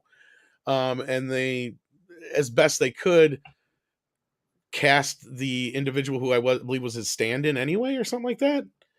And looked so much like him anyhow that it was just kind of one of those natural things in the family, I believe, gave their blessing and stuff like that. So it was like, as far as I remember from what I recall, because this is what, 10, 15 years ago now, that it was a pretty natural kind of thing and everybody just kind of went with it. And I don't think anybody also here is the important thing: secondary character. Because in this particular case, you had an actor that they were planning to use for the entirety of the franchise, but sadly, Richard Harris was a great actor. He was also hardly a young spry, and sadly, he did not make it all the way through the end. And then they went with another actor that kind of looked like him and that could take it a little bit in his own direction. They've done that in the MCU before as well. Like, for instance, of the Warriors 3, they actually recast one of them. One of the Warriors 3 was recast that one movies. Guy, the one who looks like the Dread Pirate Roberts, right? Yeah, exactly. I mean, that guy, he was recast. No one noticed, but he was recast between the two movies. Then the one, and then you also had the recast that everyone noticed. Namely, the friend of Rhodes, Tony Stark. Because it's Don Cheadle now, and it was what's his face. Because that's because they picked somebody who looked nothing like the original actor. I'm still bugged by that. They should have gone with Cuba Gooding Jr. because I think that Don Cheadle, he's a great actor in his own right, but I did not believe. I think it was Perlmutter on that one. Yeah, of course, it was Perlmutter. Apparently, that's what had been told. Where he was like, I'm quoting Perlmutter here. He was like, he's black. In there. Yeah, exactly. He's black. You can't tell the difference anyway. That was Perlmutter. His agent gave us the cheapest bid. Put him in. I bet you. That was like the worst recasting. But yeah, like this has been done before. I bet you he got that part because Don Cheadle's agent was the best wheeler and dealer and gave him the best deal. And Perlmutter's like, who will care? They're all black guys. The joke is, folks, for those who don't know, Perlmutter was notoriously racist, but I don't know how true that is. But anyway, at least that is what we have been told by Kevin Feige and It could be that they lied. Quite a few others besides. Yeah, well, then they probably were right about that. But yeah. 1 hour and 7 minutes in, Troy Pacelli says Andre beats Tom. Andre could probably beat me at most things, especially Sega. Well, that depends on the game. And I'm not going to even try to pronounce this game name, but at the end it looks like JL, so I'm just going to say JL. Okay. Could it be Cesario? No, I have no idea. I can't read that. But anyway, is that Klingon? Maybe it's either Klingon or like. Okay. You know what? We're going to assume that it's Klingon. Kapla just sent us for a British pound super sticker. So thank you so much for that. Tom, what is thank you in Klingon? Or do they not have a word for it? I don't know. That's a good question. I'm sure. I think they've told us before what the name is too, and I can't remember. I know they'll probably say in a second here when they catch up. Grand Wazoo says, "Yeah, Andre beat him into submission. He deserves it. Love you, Tom." Well, he's the only one who could. Sean Carter says, because if it were the other ways around, if Tom suddenly beat me into submission, paychecks may stop coming. So well, not just that, but normally it's more than just that. So I feel like I can at least generally say how I feel. As far well, you can. Yeah. Like, I generally, if there's something I don't like or something that I feel like we're not doing right or whatever, I feel like I can voice my opinion without persecution. And I've also been very clear. If there's something I miss, if there's something that we're about to put out something that's going to backfire because I missed something, then give me pushback. Because that's how good decisions are made.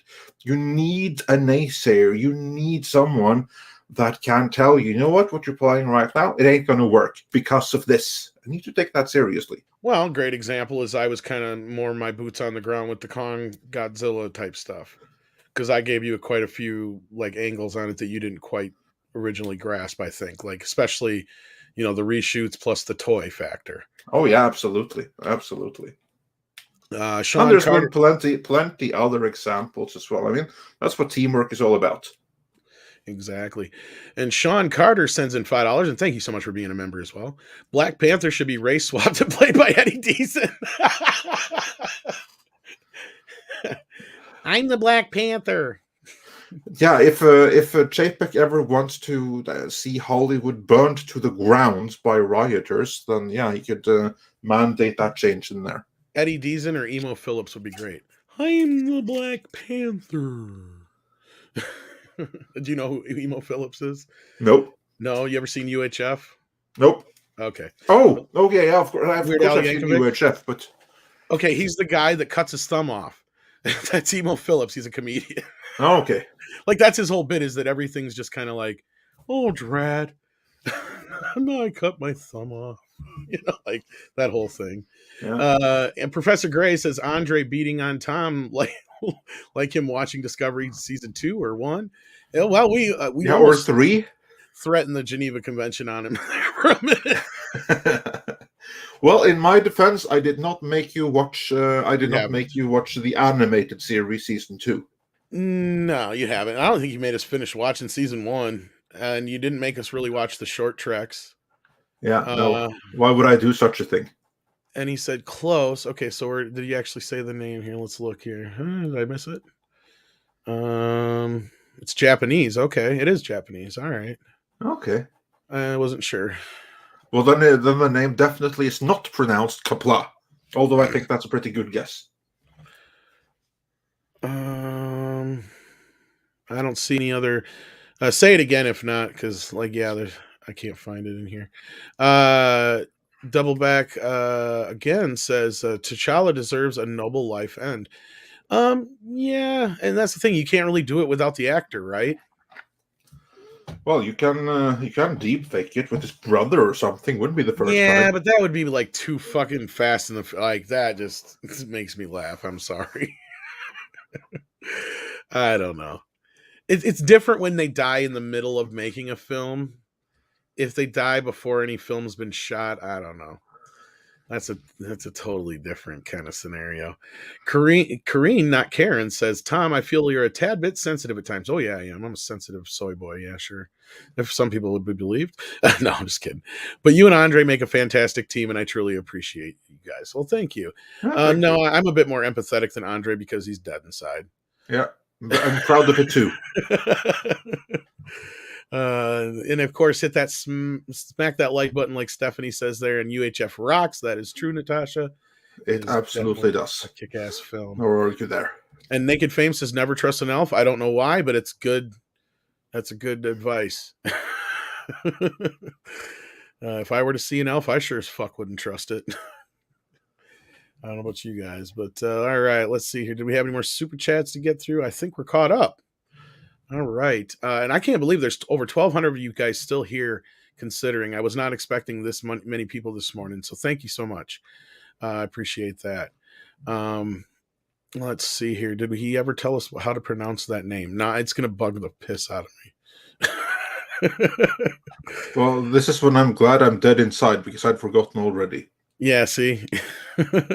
Okay. Matthew W. says it's Finn Fan. No, wow. I know. I wish I hadn't. I'm going to call you Finn. Finn Fanru. Okay. Finn Fanru? Finn Fanru? I think I can do that. Finn Fanru? That's close enough. I'll say that. Otherwise, it's going to be Finn. Yeah, or I'm going to put it in your head right now. It's going to be Fee, Fi, Fo. You did. Steven Simmons says, I just came in. We'll start over for you, Steven. Don't worry. Says, please tell me we aren't going to complain about Spider-Man having a dark film. No, not really. We're not really complaining about it. We're just pointing out that for the MCU, that is not necessarily a surefire way to success. It's a high-risk strategy.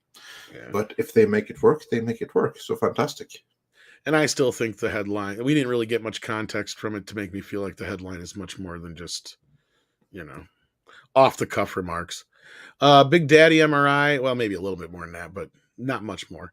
Big Daddy MRI, how you doing, buddy? Says, one of my best managers told his staff one morning, not this morning, sorry, I need to hear no. I can't have a good picture of what's happening if you yes me to death. He was the best boss I ever worked with. Well, that's ironic because Andre is the best boss I've ever had. So that's probably one of the reasons why. There you go. Yeah, but this is true. Like, you can't have yes people around you. George Lucas surrounded himself with yes people on episode 1, and you saw what happened with that, whereas he was surrounded by no people on episode 4, or rather the original Star Wars. Now, which one of those went down in history? Obviously the original one, because that's the one where people could keep him in check and come up with things that actually worked as a group. And you can start to see the crack show in Return of the Jedi, where he had more control. Yeah, that's where that one got a little bit more. It's a bit more like the prequels. And again, you can love the prequels. No one's saying you can't, but there's definitely an issue with them, and he even admitted it in the making of it. And yeah, that's a prime example. And I think that's where Feige's at right now. I think he's got so many yes men around him, and even if he did have a no man, he got rid of it. He got rid of all the people that challenged him. And with no one to challenge him, there's no one to keep him on track. Because that's why, like, great writers, they're only great writers because they have great editors to keep them in check. That's right. K-Mac the Great sends in $2. Thank you so much. Says, what are your top 5 movies of the year so far? Oh, gosh. Oh, that's a tough one. Have I even seen top 5 movies this year? I've seen, I think, 5 movies this year, but gosh. Let's see. You've seen, I think, more than I have, Andre. Yeah. Well, if I were to begin, number 1, I would say Dune, obviously. Yeah, that's be my number 1 pick so far, yeah. Yeah.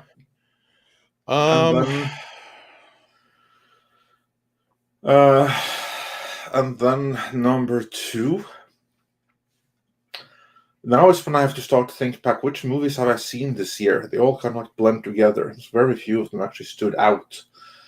Suicide Squad was pretty good. That was really good. Yeah, that's going to be my number 2. Thanks for reminding me. That was a really cool one. Yeah, that's probably my number 2 as well. And then my number 3 would probably be Cry Macho. Then maybe what was that one? Nobody? Did that come out this year? Or was that? Yeah, that was. I think so. I haven't seen it yet. Yeah, that one was pretty good. And then maybe Free Guy, I guess.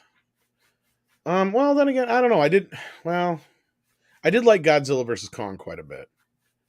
I didn't hate Mortal Kombat, but so somewhere in there, like, yeah. So that's probably the best so far that I've seen. But there's a lot of stuff I haven't got a chance to see yet either. So, there's some movies that I probably would have enjoyed that I haven't got a chance to check out yet, especially some documentaries and stuff. Like, I wanted to see the Miyagi documentary and Val. I heard, like, Last Night in Soho is supposed to be pretty good. I'm sure that by the end of the year, Ghostbusters will hopefully be in that top 5. I can tell you what some of the worst movies were probably comparatively. Yeah, that's going to be much easier. Yeah, like Space Jam 2 is probably the worst fucking movie in a long time. That's for sure. Gosh, other than that, I can't think of many other good ones I've seen that were new. Yeah, because that's the thing. Like, I remember many of the movies that I've seen, but it's difficult to place them in a top 5 because none of them were any good. And I see many good suggestions in the chat here. You mentioned Free Guy that I haven't seen. I saw, like, the Green Knight here in the chat. That's one I really want to see. I haven't seen it yet. Yeah, see, that's the thing. There's a lot of ones I did want to see. People said they weren't that great. Dune, just above and beyond so far. Protege was one that I've heard good things about. I have the Blu-ray. I just haven't got a chance to watch yet. Venom was good, but I don't know if I'd put it in my top 5. I'm desperate to see that. I can't wait to see it. That's not released yet in my neck of the woods, and since it's not out on legal streaming anywhere. Of course, it's online, but that's a telesync, and I'm not going to resort to that. I mean, I have standards. So So yeah, I'm desperate to see that movie. I think that one looks really cool. But yeah, trying to think if there's any movies that I revisited more than once. Because I don't have a lot of time. So when I do, it's generally I try to, make it worthwhile. I'm going to give you my top 3 though, because I can't think of Yeah. top 5 movies that I actually liked. So it's going to be Dune, it's going to be The Suicide Squad, and Tango Shalom. There you go. I haven't seen Tango yet either, though. I want to see that. I haven't seen that. That was pretty cool. Robert kept promising me send me a copy, but I'll just go. I think it's available on digital now. I'll probably just buy it. So yeah, there you go. Let's see here. Wintrell, I believe, is the next one, if I'm not mistaken here. It looks like, yep. Bring back Michael B. Jordan from the Multiverse's new Black Panther. Same Killmonger, but ruler from his universe. I would pay to see this. You see, that's what I mean. There's something that's one way. That's the way to do it. I heard that's some weird rumor like that was a plausibility. Now, if that's the case, maybe they could work something out there, but he'd still have to be Killmonger, is my thing. But yeah, I don't think that's a bad idea. STR Red Wolf, Hulk Disappointment, 1,200 plus watching, but 570 watch. Well, let me do this right. Hulk Disappointment, 1,200 plus watching, but 570 likes. Hulk, smash that like button. Don't kick stuff. Yeah, smash that like. And you know what? I can change my list to top 5 now. Yeah. My top 5 for this year. These are not necessarily movies that came out this year, but that I saw for the first time this year. Number 1, Dune. Number 2, The Suicide Squad. Number 3, Halloween from 2018. Number 4, Halloween Kills. Oh, I forgot about Halloween Kills. Yeah. No, so I actually liked those 2 movies. I really did. And then I guess in the number 5 spot, it's actually a Norwegian movie that I forgot for a moment there. So honorable mention to Tango Shalom. But it's a Norwegian movie. It's directed by Tommy Wirkola. He's the same guy who directed Dead Snow. And it's called The Trip. It's available on Netflix worldwide. It's a pretty cool movie, actually. It's about like a married couple.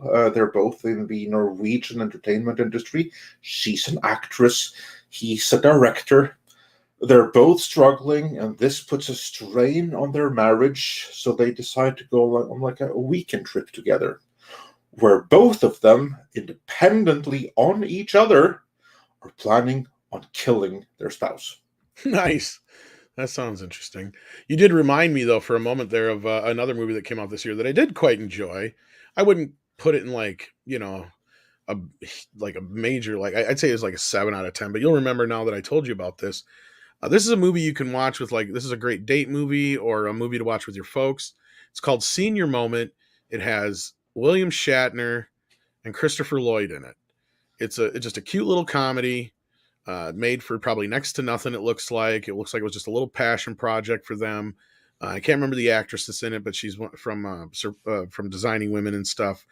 It was a good little movie, and it's a reunion with Shatner and Christopher Lloyd, which is kind of fun. So that one's another one I can recommend. That might make it into my top 5. I don't know. It wasn't quite like top 5 material, but it was a cute little movie.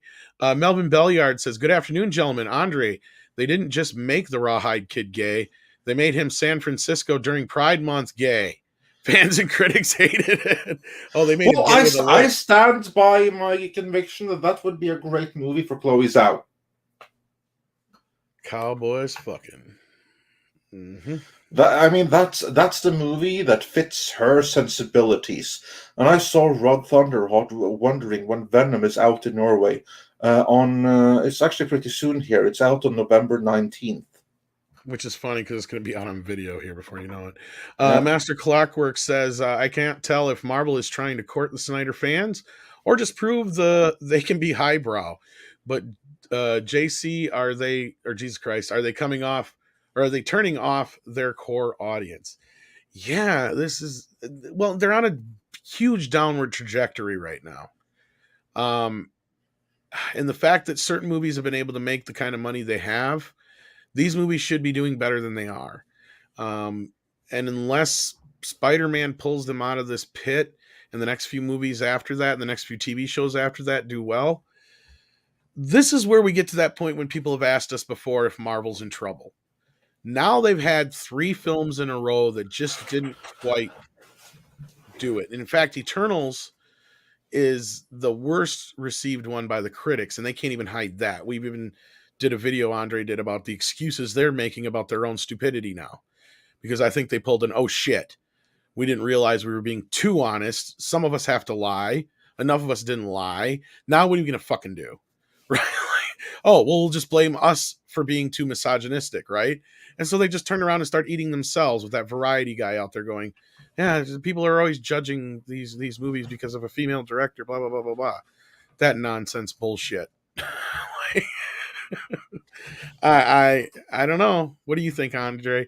I mean, I did joke that this Eternals did look like them trying to do a Snyder film, and I do stand by that they got Stop or My Mom Will Shoot tricked into this situation. Oh, they totally did. I don't Yeah. know if it was deliberate on Warner's part to try to trick them into it. Probably it wasn't. I don't But the know. end result is regardless the same.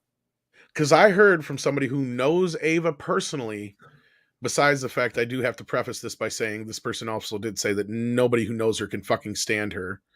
But yeah, this absolutely. I've heard the it same has to thing be too, said that yeah, I've known people that have worked very closely with her, and in her face, everyone is super kind and professional and everything. The moment she leaves the room, they're like, "What a bitch!" behind her I think back. the words that were said to me is she is like a disgusting human being. I think was. I also heard one person describe her as, and I quote, an asshole, which is not something you usually call a woman, but Yeah, right. But this individual made an exception for her. Like, yeah, I heard she's very full of herself. Diva was another word that was thrown around too. But anyhow, this individual did say that as far as they could tell, Warner Brothers had no designs in making that movie ever. It was just an announcement made just so they could say they were working with Ava DuVernay. Because if you'll remember when that announcement was made, it was right on the heels of all the controversy from her other movie, the one with Oprah, A Wrinkle in Time. So they just wanted to say they were making a movie with her. The same thing with Michael B. Jordan, because that you know how that went down. They brought him in to do the JJ Superman movie. He's like, yeah, I don't want to do that, but I'll do this. So they just gave him a gimme TV series just so they could say they were working with Michael B. Jordan because they wanted to be working with his production company. That's the other thing I heard. So again, I wouldn't be surprised if it's a similar situation here. That they were just trying to do this to say they had a deal with her, and she's working on something else now. She's working on some comic deal now or something else to make up for it. So yeah, as soon as she wasn't the flavor of the month, they didn't give a shit anymore. Yeah, pretty much.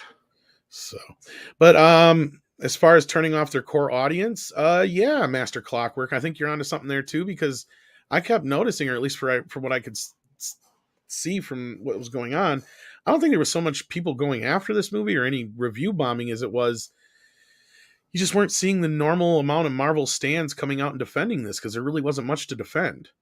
Oh, there's some. We have some in the comments and stuff, but not to the extent what we usually would get. No, far from it. Like what we got for Captain Marvel and Shang-Chi and like Loki and a few of the other things. Like, yeah. Absolutely not. Which is funny because, like, you're right. Because, like, the Loki review, that's a prime example of what I'm talking about. Go in your Loki review, even though you give it a good review, clearly, though, the stands didn't listen to the entire review because they just go after you in the comments. It's like, and I like thinking if they actually listen to the entire review, they'd see at the end that he does give it a pass. But even that's probably not good enough for him for those who did finish. Yeah, no, of course not, because I expressed critical opinions along the way and pointed out some very dramatic flaws with it. And the appropriate response for stans is relentless, never-ending praise, and anything short of that needs to be cancelled. And that's where I don't think they're out as much for this movie because I don't think they can defend it, or at least I don't think they want to. Again, they are out there. There are some, but not nearly to the extent is my point. But we'll see here, I guess. Daryl says, "Hail, Andre and Tom. Thank you both for great content. Well, thank you, Daryl the Derelict, for the $5. We appreciate that. That helps keep the lights on here more than you know. And here's to many more years of greatness. Let's show our appreciation and hit that like button. Yes, hit that like button because you're going to see that dislike button go away. Have you heard this, Andre? Yes, I heard. That seems like very chicken shit. I honestly don't mind the dislike button. I think it's to appease the woke crowd. Yeah, of course. When there's like too many, when the wrong videos get ratioed, I mean, it's a matter of like the content that they like getting ratioed. It's like it's very difficult to like go and manipulate away tons and tons and tons of dislikes on CNN and on trailers Star for Trek. Ghostbusters 2016 or whenever Kathleen Kennedy shows up in anything, whether it be on Oscars. I mean, stuff like that is like so difficult to conceal. So of course, it's much better to just get rid of the whole thing. Exactly, And I think that's and actually as a YouTube content creator, I kind of like the dislike button. Me too. I like having it there. I don't see a problem with it. I see it as completely democratic, or however you want to put it. It should be there. Yeah, I know exactly. there's a certain individual who tried to false flag people for bad mouthing him and using his content, but now bad mouths people and uses their content, who will be glad to see the dislike button go away. Of course, we have some people like that. I mean, we have some other people as well. And also, that's like the thing that every time we do a stream, we're going to have like 3, 4, 5 dislikes instantly. I know exactly who those individuals are every single time. Or at least who they're simps for, anyway. Yeah, exactly. And then it's like the moment that we get beyond that, then it's like, okay, now it's we can now get like real. now it's real. But like Exactly. the first few, I know exactly who are. Like for instance, when we have a live stream or a premiere or something, and you have 5 dislikes before it even starts, we know who that is or who they represent. Or the few individuals anyway. But beyond that, and also I used to that as kind of like a metric, because I can see how it like on a regular video I'm supposed to have like this many views, and then and then it should be approximately like a tenth of the number of views should be likes, and then like another 100 of that should be dislikes. And as long as that metric is about right the same for each video, then we're doing everything fine. The moment something is skewed, we've done something wrong. You can kind of like tell when the numbers are big enough, because then you kind of like even out for the people who are out to get us, whereas if we genuinely screw up. So I like that. I like having it there. I don't like the thought of removing it. Yeah, I agree with you. Daniel says he saw Suspiria. Now, that came out last year, didn't it? Now, I'm assuming you're talking about the remake. I heard that remake is not too bad. I'm kind of tempted to check it out. I want to see the original again. It's been years since I've seen it. And it has Mrs. Tom Rothman in it, and she's hot. But anyhow, yeah, Tom Rothman, he likes to brag about that. Oh yeah, he's got a great wife. Yeah, he has no, like, he's even done this as like places like, hey, all you geeks who like X-Men and stuff, go look at my wife. I get to go home and bone her. Like, he said that. Well, I mean, hey, it's not like she's some young. I mean, they're probably age appropriate for each other too. So it's like he's a lucky guy. That's all I'm going to say. Vertical Horizons says Space Jam 2 is a cinematic masterpiece in LeBron James' head. That's exactly what it is. It's Kang LeBron James's movie, and oh my fucking god, yes, Jillian, I sat through Space Jam 2. It was the worst 2+ because I think it's over 2 hours long. That was the other thing I griped about is not only is this movie bad, but it's bad for way too fucking long. The first movie is barely 90 minutes. I think it's 96 minutes. I don't know how the fuck you can make a Space Jam movie that much longer. And I'll tell you, the reason I watched it is because I actually love the first Space Jam. Guilty pleasure. It's one of those movies I went into as a joke. I am a Looney Tunes fan, but I went into it as a joke. I'm like, there's no way Michael Jordan is going to be able to carry an entire movie. This is going to be one stupid fucking movie. It's based on a commercial. And it ended up charming me. It was just lucky enough that it had like Bill Murray and Ivan Reitman producing, and it had a few people behind it that knew what they were doing with the Looney Tunes. And it was probably one of the better Looney Tune films besides, the classics we've had. So, yeah, I thought it was going to be something I had to see, even though I knew it was going to be bad. It was worse than I could expect. I even knew about a bunch of the leaks ahead of time, and it was still worse than I thought. Go figure on that one. I mean, that's so amazing when a movie, you expect a movie to be bad, you expect it to be really bad, and it comes in even worse. Yeah. Yeah, I mean, I That's knew it was fun. going to be bad, but like, and it was like revoltingly bad. And that's why I say that is definitely not just the worst movie of the year. It is possibly one of the worst few movies of the decade because it doesn't even have the excuse of like politics getting involved, right? It is basically, and this is the best way I could sum it up with my review, it is basically everything every critic thought the original Space Jam was going to be, right? With the way that everybody thought Michael Jordan perceived himself. Oh, fuck no. You watch that movie in comparison to this, Michael Jordan's humble as shit in comparison. Because the second film is all about LeBron. And they literally refer to him as King LeBron, I don't know how many fucking times in that movie. I shit you not. It is so much about kissing his ass. It's not even funny. Like, anyway. I'm surprised though to hear that you like Halloween Kills. I wish I'd have known that back when we were talking about it a lot. Well, I only saw it afterwards. Yeah, I know. I mean, that's what spurred me to watch it. And by the time I got around to it, then we were kind of like done with it. But I really liked it. See, the funny thing is, then I actually went and I rewatched the Rob Zombie Halloweens because that's like oh a funny God, thing. why would you do that? No, but yeah, listen, because when I first saw them, then I had like no real affection or understanding of the original Halloween movies. So I was like, why are people hating this remake? It's pretty awesome. It's like Rob Zombie at his best. But now, upon rewatching it, I'm like, oh yeah, I get it now. I get the criticism. This is awful. I'm going to remove it from my own from canon. I'm going to remove it from my collection. It's not going to be on disc. It's not going to be in my like rental queue or anything like that. Like as far as I'm concerned, there are to date 3 Halloween movies, and those are Halloween, and Halloween Kills. So I take it you Soon to be rewatched the 4. original at the same time you watched the 2018 one? Yes, that's exactly what I did, because I decided, okay, they go with the choose your own adventure. Okay, I'm going to choose the adventure where Laurie is not the sister, because that's the one that makes sense to me. So I'm even going to skip the whole Halloween 2. Like, I've never actually seen it, and I'm not going to either. I've chosen my adventure. It is the better film, the original Halloween 2, but since that goes nowhere unless you just choose to go with Halloween 2, and H2O, then that's fine.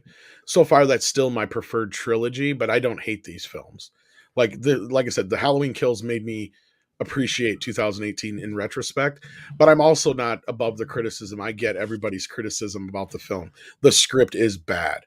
The dialogue is horrible. There is a lot of shit that happens in the movie that is really kind of weird, but you know what?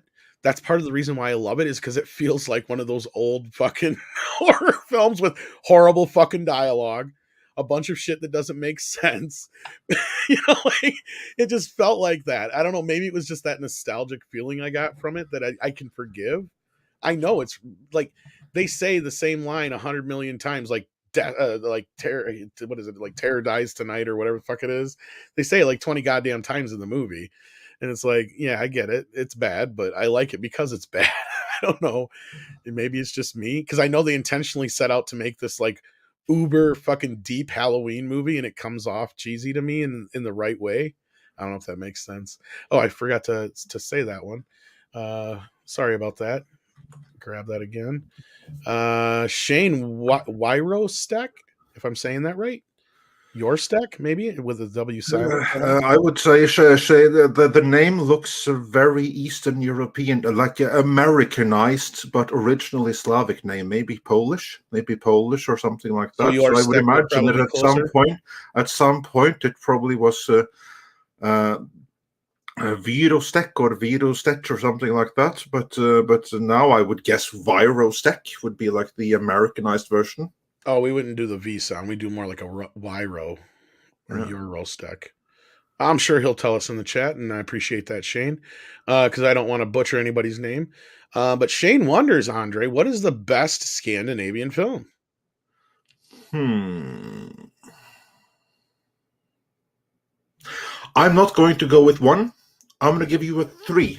I'm going to give you a trilogy of 3 Scandinavian movies that are part of one series because they're a trilogy. They're Swedish, and as a Norwegian, I do not like giving anything away to the Swedes, but I have to give them this one. And it's 3 movies that are based on books by a great Swedish writer named Astrid Lindgren. And those 3 movies, I do not know that they have ever been released in the English language world. And if they haven't, that is a great shame, because these are incredible movies.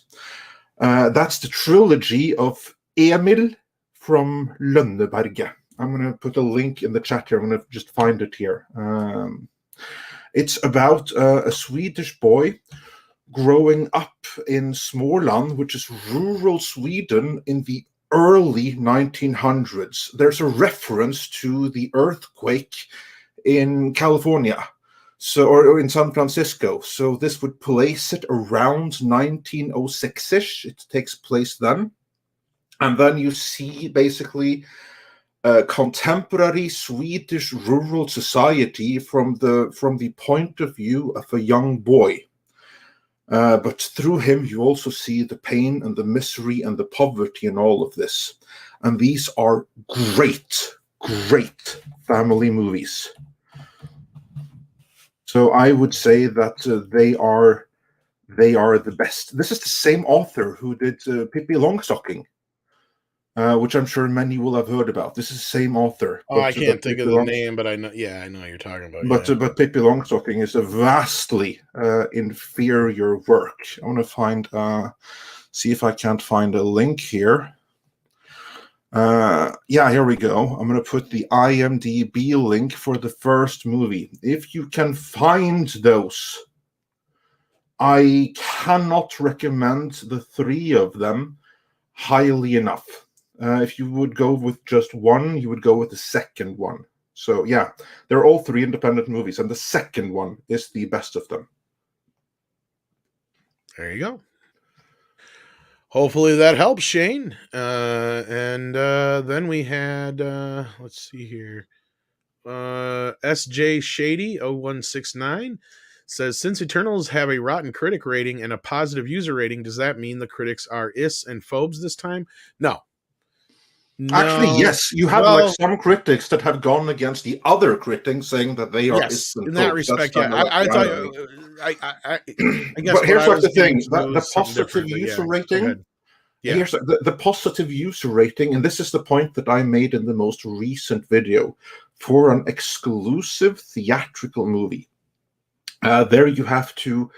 There you can trust the Rotten Tomatoes critic rating, because that is what Rotten Tomatoes is primarily all about.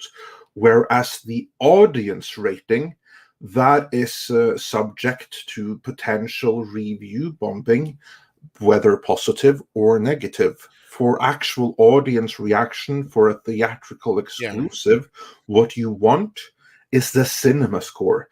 Because cinema score is exit polls from the theater, where people are like asked as they go out of the theater, how would you rate the movie?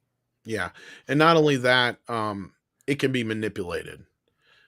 Because you have to have bought a ticket through Fandango to be able to rate it as one of the viewers. So like there's that whole thing. And another thing besides cinema score, look at things like the IMDb, which now has over 65,000 ratings on it. It's sitting at a 6.9. That seems more like it, right? Like that seems more on par with what we're seeing with the critics, and what the actual reaction to the audience. Because from what I've heard from most people, I've not met too many people who've liked it, right? And even a lot of people who like it understand why people who don't like it, right? Like that's why I don't feel like there's this big divisive fight over this movie too. Like the MCU stands really can't defend it. And those who do enjoy it, they'll admit, yeah, I enjoy it for these reasons, but I get why you don't like it. That's what I keep hearing from most people who enjoyed it. So like, and it's really only been a handful of people who have. I don't know if you've met anybody else who has or talked to anybody about it lately, but yeah, most of the people I've talked to didn't. And I have yet, like Shang-Chi, to meet anybody in my personal life outside of YouTube where somebody has seen it. Right? Like, that's the other problem I keep running into with the Eternals again. Nobody cares. So yeah, I guess the critics technically are the istophobes this time, but I was going to speak more to the rating side of things. Like, yeah, the aggregator, I don't even trust that part of it because it's still a little, it can still be manipulated. But I think in this case that this movie was so bad that even with the manipulation they tried, it didn't help. Lars Hansen sends in 50 Danish krona and says, what would be the best way to save the MCU? My suggestion, retcon all movies, TV shows after Infinity War. You're probably not wrong, because I'm not so sure there's really any place for the rest of this to go. Well, the beauty is that they've done like manipulating with reality already, so they can easily do a way to like go back to that and do things right again. Absolutely can be done to kind of like set them back on the right track again. So yeah, I would agree with that. I mean, I'm kind of one of those fans where right now, unless something really cool really pulls me back in, then I'm kind of just like, yeah, tangentially on board for now, but I'll probably wait till they reboot to get really involved again at this point, unless Spider-Man is kick-ass and so is Doctor Strange. And here's like the thing: they don't really need to reboot, or they can perfectly work with what they have. They just have to make it good again and gradually like just go away from what didn't work and like not really mention it again. I mean, there's every way of salvaging this, but I think that they have gone the wrong direction by trying to make it bigger, more extreme. What I felt what they needed to do was two things. One is go cosmic, just pure cosmic, without trying to outdo Thanos. Just do other cosmic things. They don't have to be bigger threats than Thanos to be big threats in their own right. And the other, go small scale, go street level, go Daredevil. We were just talking about Punisher. Like Doctor Doom and shit. What was it on Culture's channel the other day or something like that? I think, or where were we? I can't remember now. Well, it was here. We spoke. Was here? Was it here? Okay, I do so many. Yeah, that was the day I was half out of it. But yeah, anyway, that was Monday. Yeah, like Doctor Doom, like great villain. It doesn't have to be world threatening, but it's threatening enough. And it's enough to get more than one team together, possibly. I mean, you don't need to do all these things to. It doesn't have to be world ending every fucking time. It gets overly done. It's just like the shooting shit in the sky motif. It's so overly done in comic book movies. Lord Pepsi says, woke was done proper one time in history. It was called the 90s. In other words, being open-minded was and still is the phrase 90s folks. Yeah, but here's the thing. But then you weren't actually woke, because that's the irony, is that being woke, like so many other things with that ideology, is there's like some level of narcissism where you project, so you accuse others of what you are yourself guilty of. So someone woke is actually someone who is asleep. And there wasn't any wokeness in the 90s because there wasn't this false victimhood narrative, and we're going to blame this group for all the problems, and we're going to fix it. It was all about by equality. Turning the tables. It was the 90s was all about like freedom, unity, everybody. That's like equality, what we grew up with, Tom. Yeah. Because I know that you had like a hard time with this, like, but we're all supposed to be equal and stuff. To which I would like say that, yeah, no, that was then. That's like the old times when we grew up. Now there's no equality. Now it's like back to the closest thing you had to woke then was the PC culture, which really isn't that bad in comparison. All that was just taking into consideration. The fuck, I longed so badly back for the PC culture. Like, we goofed on it a lot then, but it was like, now looking in retrospect, you're right, Andre. It's in comparison, it's like that's how we talk now normally, right? Like, it's just we try not to be abrasive, we try not to be offensive, and that's kind of what it is. It's like most people it was all about equality, and it's something that kind of was rooted in the 70s and 80s that came out of the civil rights movement and the women's rights movement. And yeah, you're right, Lord Pepsi, in that respect. In the 90s, it was pretty even keel. I mean, sure, there were some things that still needed to be worked on, and nobody's disagreeing with that. And yeah, if you go to certain places in the world and even in the US, there's still, some prejudice and racism, but I would call it more prejudice than racism in a respect. And to me, the difference is it's not so much that people are racist. It's just that there's still that, until somebody gets to know somebody kind of thing, because there's still a lot of area where they're still becoming integrated, right? Like even in a lot of rural areas where I'm from, there wasn't a lot of other than white people, right? Like growing up, it wasn't something I knew until I moved to a bigger city, and then I became more aware of the diverse world, right? Like it just before that, I just didn't think of it. Not that I think I was racist, not necessarily, but I just didn't know what was out there. I just was unaware of it. That doesn't, to me, make me racist, but in their eyes, in the woke culture, that does, because I'm not going out of my way to make myself fully aware of everything out there or thinking about everything besides white, but I don't think from the perspective that they think that I think from in the first place. So that's where the fallacy is. And that's what Andre is saying, is that woke in and of itself is the problem. And that's why I agree with him when he says, people shouldn't say things like Star Trek was always woke. No, it wasn't. It was always progressive. It was always humanist, but it was never woke. Exactly. And that's the thing, is the entertainment we used to have was never woke in any respect. It was diverse. It was progressive. It could have been a little PC, but I don't ever remember anything woke until the recent years. The closest thing that you have to woke in the original Star Trek is in The Undiscovered Country, where Kirk reveals his hatred of Klingons and how he wants to let them die. That's the closest thing to woke, because he was woke towards the Klingons. Yeah. And let me be clear on the whole, like when I moved to a bigger city area kind of thing, or seeing more diversity and stuff, I don't just mean by like people of different races either. I mean just class differences too. Because that's a big one. Yeah, exactly. Like because a lot of the rural areas I'm from there's not that much of a differentiation between the classes, as opposed to when I'd move to other areas, then a clear separation. And that was my first kind of like culture shock to that kind of stuff. And that was different to me. And I don't know, I know you moved a lot as a kid, Andre. I don't know how much that kind of stuff affected you, but like, yeah, I mean, that was kind of my first experiences when I first moved at like 8 or 9, and seeing a completely different area where it was much bigger than what I was used to, and a lot of different, classes, not just races of people so much. Yeah. No, what I will share about me is that what changed my perspective was absolutely moving, but not so much moving inside of the country. It was when I moved to England, not because it was England, but because that's when you suddenly see another country from an outside perspective. And then when you return to your own country, and then you see that from the eyes of an outsider too. And that is when you have like the, oh shit, aha experience. There you go. Froggy75 sends in $5 and says, love the contact, guys. I think it might be so epic if No Way Home opened up like the original Tobey Maguire Spider-Man films. What did you think? Or what do you think? Like, do you mean like the credit wise and stuff like that? I wouldn't be against that. I think it would be a cool little homage if they did something like that.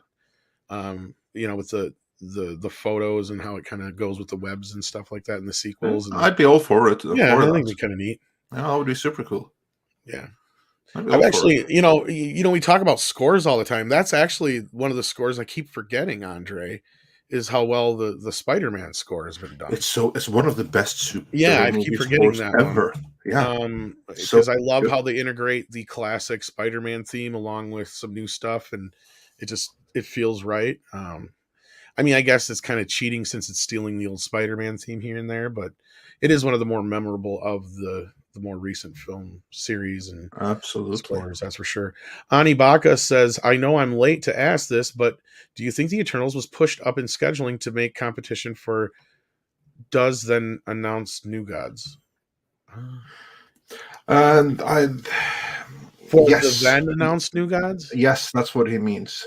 Because that's why the movie was made in the first place. Yeah, that's literally why. It's because, and it was the same thing with Captain America: Civil War.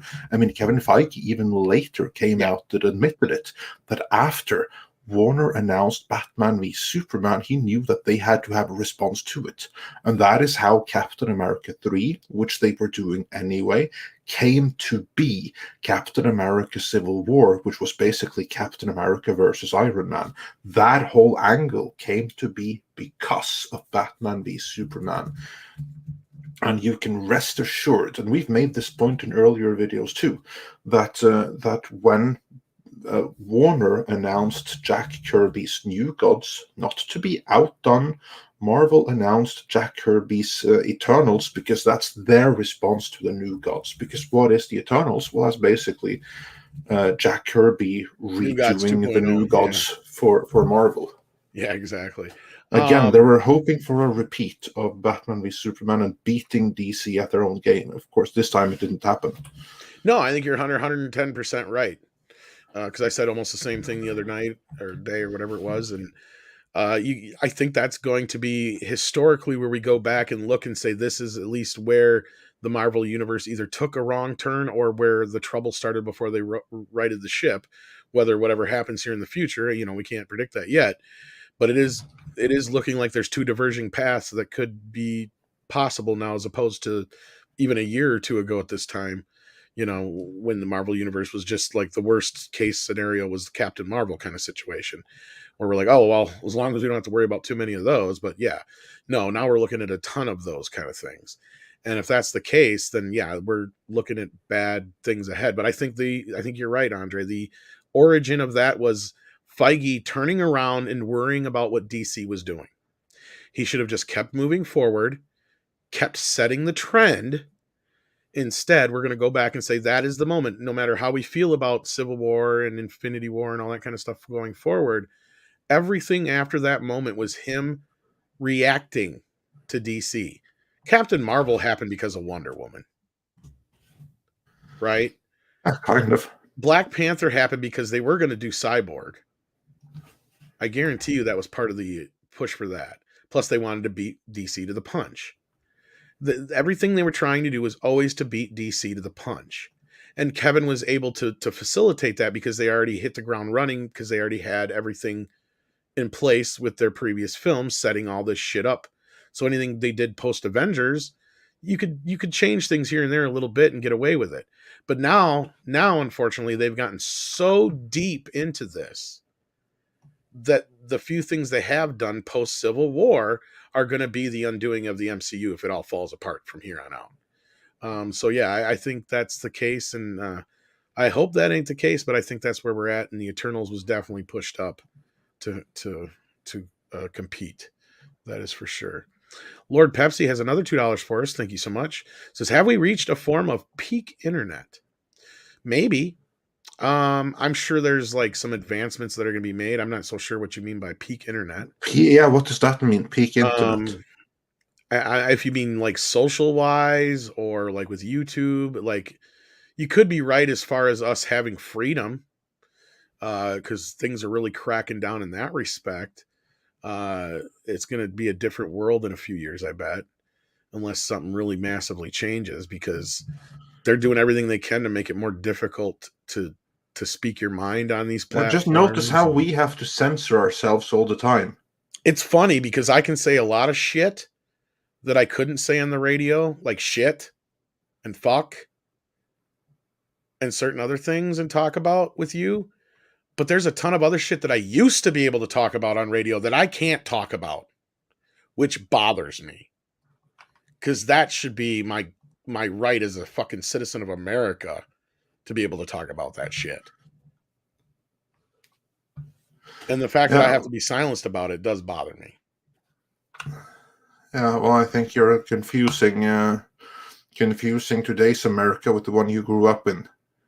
Because, I mean, I get it. YouTube is a platform, but at the same time, I feel like the same kind of rights that are extended to anybody who's in radio broadcasting should at least be extended to us in that respect. But as far as the other sides of it, technologically wise, oh no, I'm sure we'll advance with faster internet. We got to, because there's a lot of areas that still haven't got up to speed where we're, some of the faster areas are.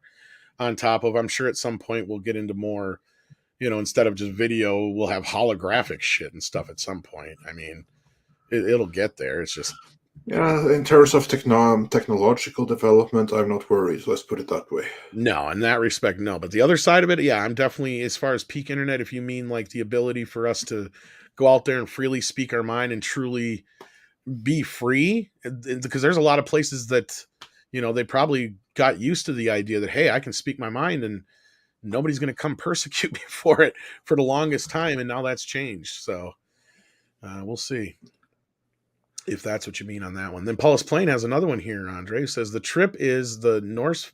You're going to have to read this shit. Yeah, sure.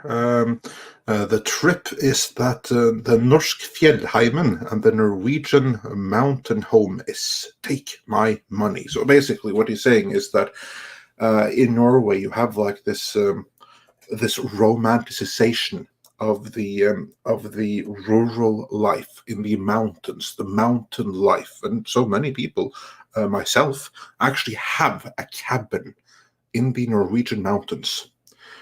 But in this movie, they go there and it's anything but idyllic. And I got a question for you. When you say words like that, does your mouth like flap open like the Predator? Because I can't make those words. Well, I don't know. I have to see myself in a mirror when I do it. But I haven't That's why you noticed won't get on video.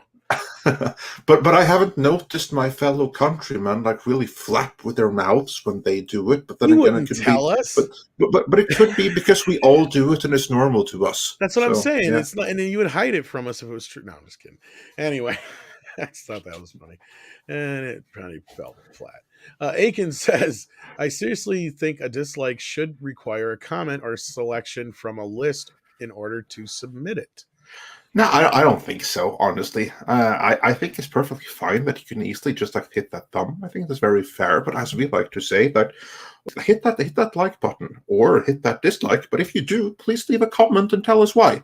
You know why I say that? Because that's engagement that helps the algorithm, and then we kind of like get like 2 engagements for the price of 1. So that's the secret card saying that. I'll tell you this: the only way to make it fair, but they wouldn't do this because it would benefit us, is to make it to where the dislike and like don't show up until at least a third of the video has been played. Yeah, that would be good. That would actually be really good. Then they have no excuse, right? Then they can't say you haven't technically watched it, because that's what they're doing this for, is supposedly, dislike bombing. Yeah. Right. Well, if you put it in place, then it's fair on both ends.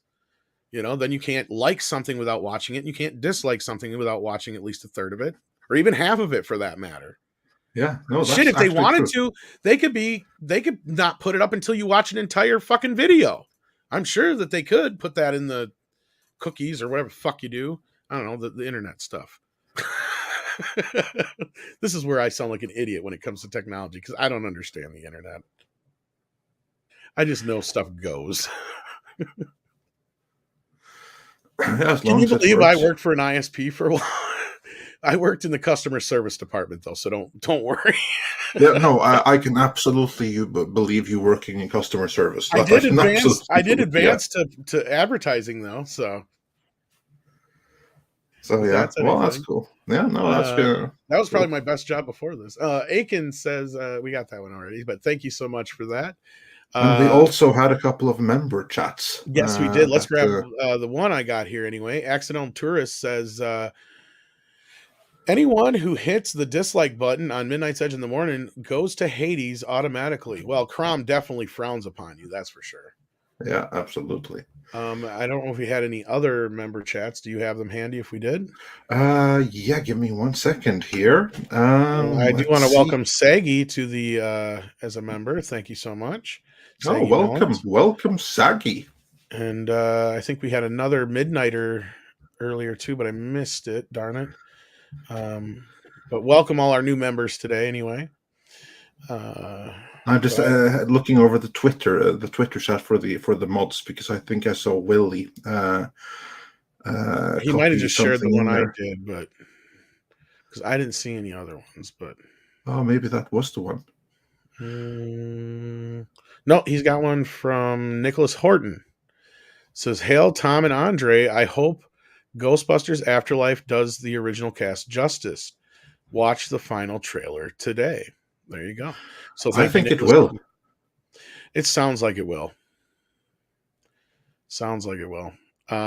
Again, I've heard from enough people that have seen it that I'm confident enough in it. But again, of course, I know hope is not a strategy. So I think it's going to be all right, though. Anyhow, I think that's the only other member chat we had. So I think we're good there. Okay, well, perfect.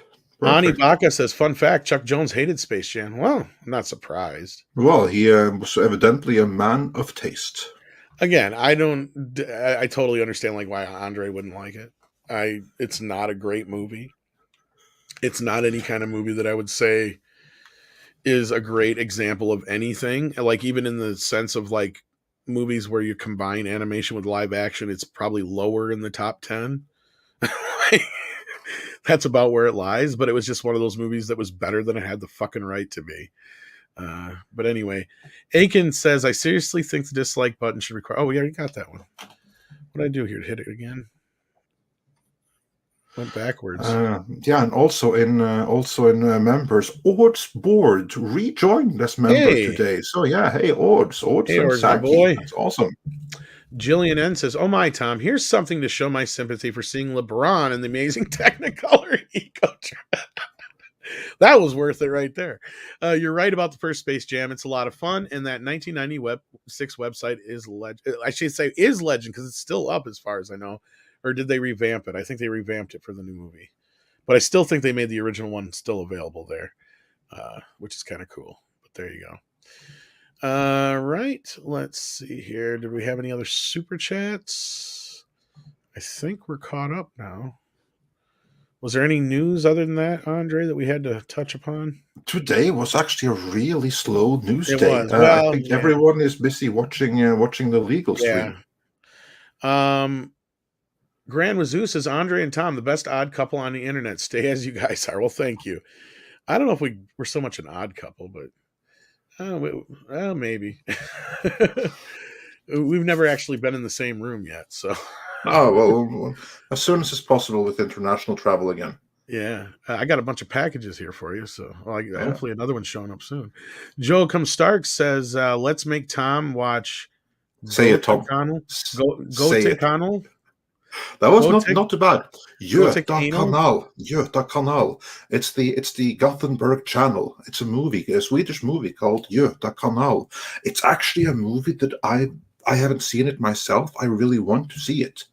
The Swedes, they have some great movies. And also when we spoke about the greatest Scandinavian movies, I remembered another one because, overall, the wholesale ones are the Emil and Lönneberga trilogy.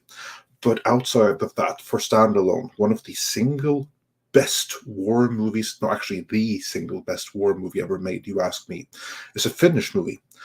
I think it's just called The Winter War. It's about the Finnish Winter War. It takes place during World War II, when Russia decided that Moscow, the Russian capital, is just a little bit too close to Finland.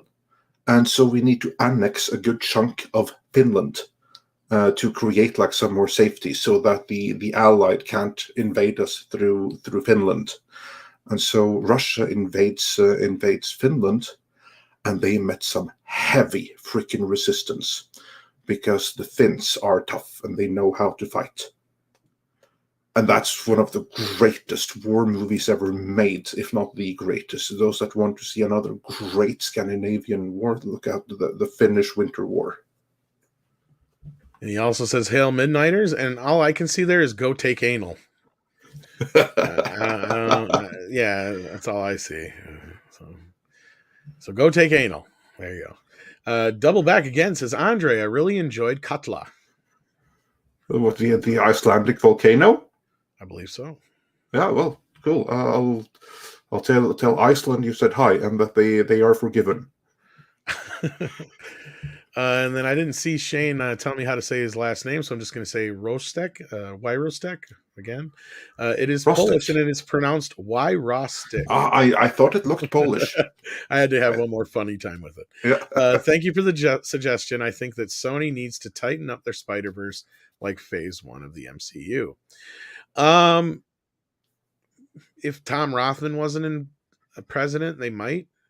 But again, I think he's more than happy with being completely hands off. He really doesn't give a shit. Like, I don't believe his story about re-editing Venom. I believe he went in there and told him it has to be X amount shorter and PG-13. Oh yeah, absolutely. But other than that, he didn't touch shit. Now, I believe the story about Kevin Feige going in there and re-editing it. And I believe he's probably the reason it's PG-13. But anyhow, yeah. Depends on what happens after this film, Shane. That's gonna be the fun bit here. We'll have to see what happens. Why Rostic? Why Rostic? All right, I'm gonna try and remember that. Trenchman says, "Trust me, Tom. You're not the bad guy. We all grow." Well, I like to think I'm the bad guy, because if I'm not, then who the fuck is? Shit.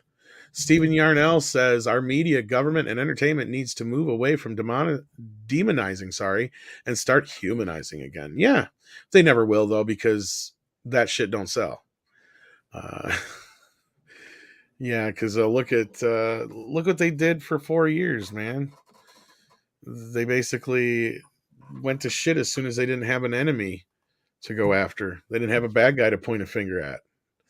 Yeah. And Dariel Brewer suggests that we might have missed a member chat, and for that we are truly, truly sorry. But unless we catch them in a separate window as they happen, then yeah. But anyway, what he said in the member chat was he was asking if Sony will set up a Venomverse leading into the King is Black, the King in Black storyline. Actually, I have heard rumors about that, but apparently, I don't know that it's going to be like a Sony thing, but Knoll, the king of symbiotes, and that name does not translate in Scandinavian languages. Let me tell you that right away. But we'll deal with that as we get there. Is that Knoll? And to all my fellow Norwegians out there, yeah, that villain really is called Knull, K-N-U-L-L, believe it or not. So that's going to be fun time watching that in theaters. That apparently is something that they're planning on the MCU side, which only goes to show how closely integrated the Marvel Cinematic Universe and the Sonyverse is now. So you'll actually probably be seeing more of that in the Marvel universe than the Sonyverse, but they're going there. Yeah, we'll see. I know there's rumors of other like Spider-Man villains showing up in Marvel films too, so that's why I think there's been a pretty extensive new deal struck. Ben Wade, the nice gunslinger, says there are so many good stories in Marvel's history. I wonder if they are avoiding some of them because they are not woke enough. There's that aspect of it. The other part is they have to pay people if they use certain things. So if they change it enough, then they probably can get away with it. But it all depends on what it is. I think that you're quite right, though, because Kevin Feige, as soon as he had the power and no one to interject with him, he skipped over decades of great stories and he went straight into the worst period of Marvel ever in the last 5 years. And I think half of that was to make it diverse. I think you're right, Ben. And then the other half was to avoid any Kirby and Stan Lee and other certain characters that they couldn't, they might not have the complete control over in coming years here. So yeah, I think those two factors are the most motivating factors right now of where they're at. So other than that, he's been wanting to recast all the original characters too. This is something we learned in that book that the Russos said that he wanted to kill all the old Avengers and bring them back from like multiple alternate dimensions as younger actors, and the Russos are like, no. So I wouldn't put it past him at some point to try and diversify the entire cast, because you've gotten to a point where just about every single Marvel character has been diversified except for what? Captain America, technically. Well, in the comics, he's been diversified too, because well, that's true. They did the whole, I forgot all about that. The calendar Yeah, exactly. It was like this whole storyline, the United States of Captain America, Yeah, where you had all the different Captain Americas, where you had like the Captain Antifa, and you had Captain Homeless, and you had Captain, I don't know, all of those, like, or Captain Commies, I like to call him. I think the X-Men are the only ones who haven't been really messed with too damn much yet. I mean, they've been messed with, but not like as far as like quote unquote diversity recasts, or however you want to put it. Paulus Plains comes in with another 100 Norwegian krona. Thank you so much. Says, yes, sir, and no, ma'am does not exist in Norwegian language, sir and ma'am. That's actually true. So there you go. We don't have a word for sir or for ma'am. You have to like use different rewritings. You have to like use the individual titles. You'd like, for instance, say like Mr. Ms. or something like that, or no. Like, yes, boss. Yes, your highness. Yes, yes, your majesty. But gotcha. no, yes, sir. Like, for instance, in the army and stuff, it wouldn't be yes, sir. It would be yes, sergeant. All right, right on. And Darren Hughes says, right on, Tom. I don't know what I said, but I said something that he liked. I think they're in the internet part, because Archangel was talking about VR. Yeah.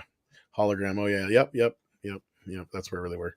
Jillian N says, it's frightening how much we can't talk about these days. Even keeping code words can be a challenge. Anyway, let's go, Brandon. I see what you did there, Jillian. Yeah. Exactly. And as someone pointed out, that actually may be why they are removing the dislikes, because whenever a certain head of state decides to speak, I'm not going to go into which head of state. I'm just going to say that the one who shits himself in front of the Pope and shorts himself in front of other foreign dignitaries. He's the guy. He's the guy who did the thing. He cured the COVID. Yeah, that guy. Whenever he appears, he tends to be ratioed to oblivion. And that's like a really good reason to remove. You never did see that video, did you? Which one? He's like, we had so and so and Tim was here. Where's he wishes he was here, and this guy, and he's naming all these people, and then he goes, and that's how we cured the COVID-19. Like, what the fuck are you talking about? Cured the COVID-19? He just rambles on for like 2 minutes. Anyway, and Steve Yarnell, of course, teaching Tom today. It's JavaScript. Okay, good to know. And Willie says it's user interface. You guys need to make up your mind. And Rudy laughs about me being in customer service. You'd be surprised how much I can kiss somebody's ass. Yeah. Naked Fame says, chat about my member. No. Melvin Belliard, how you doing, buddy? Says, Tom, I disagree. Uh-oh. Oh, ban him. No, I'm just kidding. The reason you don't see Andre on camera is that you're going to see him in his true form version of Hell from 2001. You know, that's not fucking funny. One of these days, I'm going to find out that Andre is a robot. Yeah, and that's they figured me out at last. He doesn't understand why I need so much sleep. I'm sorry, Tom. I cannot do that. And just so that all Americans, or citizens of a certain country where the head of state goes and shorts in public. First, Saggy Mountain says, well, always remember, but they YouTube on some of that. I hate it when they do that. But anyway, Saggy, really appreciate that you discovered and that you came up again. And look forward to seeing you in member streams. Looks like YouTube's pulling its normal shenanigans. She was always a member. She was just unsubbed. Isn't that funny how YouTube will unsub members from fucking channels? It's unbelievable. Isn't it? Yeah. And it happened with Mike, though, too, so... Yeah, it did. And it even happened with Diego, one of the hosts on Midnight's Edge Espanol, who was unsubbed for Midnight's Edge Espanol. Maybe it was Mike telling me that Diego. Maybe that was it. Daniel Stenstman? You're going to have... Is that it? Daniel Stenstam. Thank you. Sends in, that's Swedish krona, right? That is correct. Yes. 19 Swedish krona, and he sent us a super sticker. Let me see if I can see what that is. I might be able to. Yeah, in either event. Tack så mycket. There, I just butchered your Swedish language, so yeah. Yeah, what he just said. It's an on-set chair. Thank you so much for that. Nice, very nice. But anyway, as we're talking about embarrassing state leaders, Erik Runge Madsen said, could be worse. We had a Danish king that masturbated in public and threw the results at people in his court. Yeah, as Tom has certainly said before, had to be Danish. You know, I gotta admit that at least he knew what he was doing if he threw it at him. Yeah, that is a It means he dominance meant tactic to right do it. there. Oh Exactly. yeah. He's like, yeah. It's not like he was caught doing it. He meant to do that shit. Oh yeah, absolutely. I was the pure dominance. Exactly. Yeah. Night King 01 says, I just started reading the Millennium series and it's great. Also, I thank you, Andre, for getting me interested enough to read Dune. Well, awesome. I hope you enjoyed it. Me too. And yes, I am the Neon Cowboy. This is true. Let's see here. What else we got? I think we had a couple more, like this one, Trenchman, who says a great MCU Venom idea should be Web of Shadows. What do you think of that, Andre? I haven't read Web of Shadows, so I can't say, but I'm sure it's a good story. Yeah, I mean, there are some great Venom stories out there, so yeah, maybe. Yeah, unfortunately, Venom is not one I'm as familiar with, and I remember saying that to not only Andre but everybody when I discussed the film. So, like, if you're a bigger Venom fan than I and you have a problem with the movie, I can't argue with you because you're probably right. Like, you know what I mean? Like, I just enjoyed it for what it was. Willie Woodward says, any chance in covering Coco Melon buyout story? Is this the studio that did like Paw Patrol and stuff like that? I think so. He sent me something on it, and I just haven't had a chance to look at it. I can, yeah, because I have to do some research on it, because I can mention that it happened, but I don't know anything more about it beyond that. So I think we're gonna wait with that until we can actually say something beyond. It's reported that happened. Unrelated though, I think Lionsgate's gonna sell. To who? I don't know, but I think they're going to sell. They're taking bids right now on Stars. And they just sold all of the Miramax and Dimension shit to Paramount, remember? I think they'll end up selling to Paramount. Yeah, wouldn't surprise me. It would surprise me if they... I would actually think that they would sell to either Sony or to maybe Apple. I think Paramount's making a move. I think they want Stars, the streaming service, and all that business, and then they're going to combine that with Showtime. Because Stars really stole a lot of HBO and Showtime's thunder back in the day. I don't know if you know anything about them, because I doubt you would, consider you probably don't have them over there. No, the only thing I know about them is that Showtime have some amazing shows that we get here, like on other channels and on DVD and stuff like that. There you go. The reason why HBO and Showtime shifted to more original programming was because Stars came in and started buying up all the movies. Like, they became the ones that had like all the Disney movies, and since it was owned by Universal, or they had some deal with Universal, they had all the Universal movies. And they bought up a bunch of other ones. I think they even had a deal with Fox that HBO had to share with them finally, and a bunch of other ones that were like normally like straight on with Showtime and HBO. So like Stars really kind of came in and took a big chunk of their market, because they had a lot of the hotter films for the longest time. So that's when HBO and Showtime are like, well, all right, well then we'll just start doing more original programming, and that's where like The Sopranos and all that kind of shit started in that era. Cool. If that makes sense. So yeah, it makes sense. Of course, I would think it began already with Us, though, because that was like the first real high-end HBO. Well, it was probably around the same period. Yeah, I mean, HBO and Showtime had done original programming before that, but they really ramped it up at that point because they had to compete, right? Like, I mean, they didn't lose to Stars, but they were losing ground to Stars, and that was because they were getting the bigger Disney movies and shit like that, which Showtime and stuff like that used to get. And I can't remember, like Universal, I think HBO used to get a lot of those. So like they lost a couple of their big, heavy hitters that they used to get a lot of their movies from. So that's when they started doing that. But yeah, anyway, point being, I don't know if we'll cover that too much, like Andre said, unless we have to bring it up for some reason. We'd have to look into it. But yeah, that on that note, that reminded me that I had seen that Stars was being auctioned off right now. And I have a feeling Paramount might be coming into play there again, and I have a feeling that they may be Lionsgate may be making a move to sell. That would be interesting if they do, because they're like the biggest company in Canada, aren't they? Maybe, I don't know. I think they are. I wish Script was here. He'd know. HVP says, "Have you guys seen anyone have a meltdown in the theater like Gary in Amazing Spider-Man 2?" I haven't seen Gary have a meltdown in the theater during Spider-Man 2. That almost pay to see that. I've never had a meltdown in a theater. I have had watching a movie at home. Ninja Turtles Out of the Shadows made me freak the fuck out and throw some shit at my TV. Like, I was on the floor at one point on my knees, like screaming at the television, like, what the fuck are you doing? Why? Like, it was dramatic as fuck. I wish I had videotaped it in a weird way. Outside of that, I've had movies that were just like shit, and I could call them. I remember getting yelled at you ever seen the movie I Know What You Did Last Summer, Andre? Yes, I have.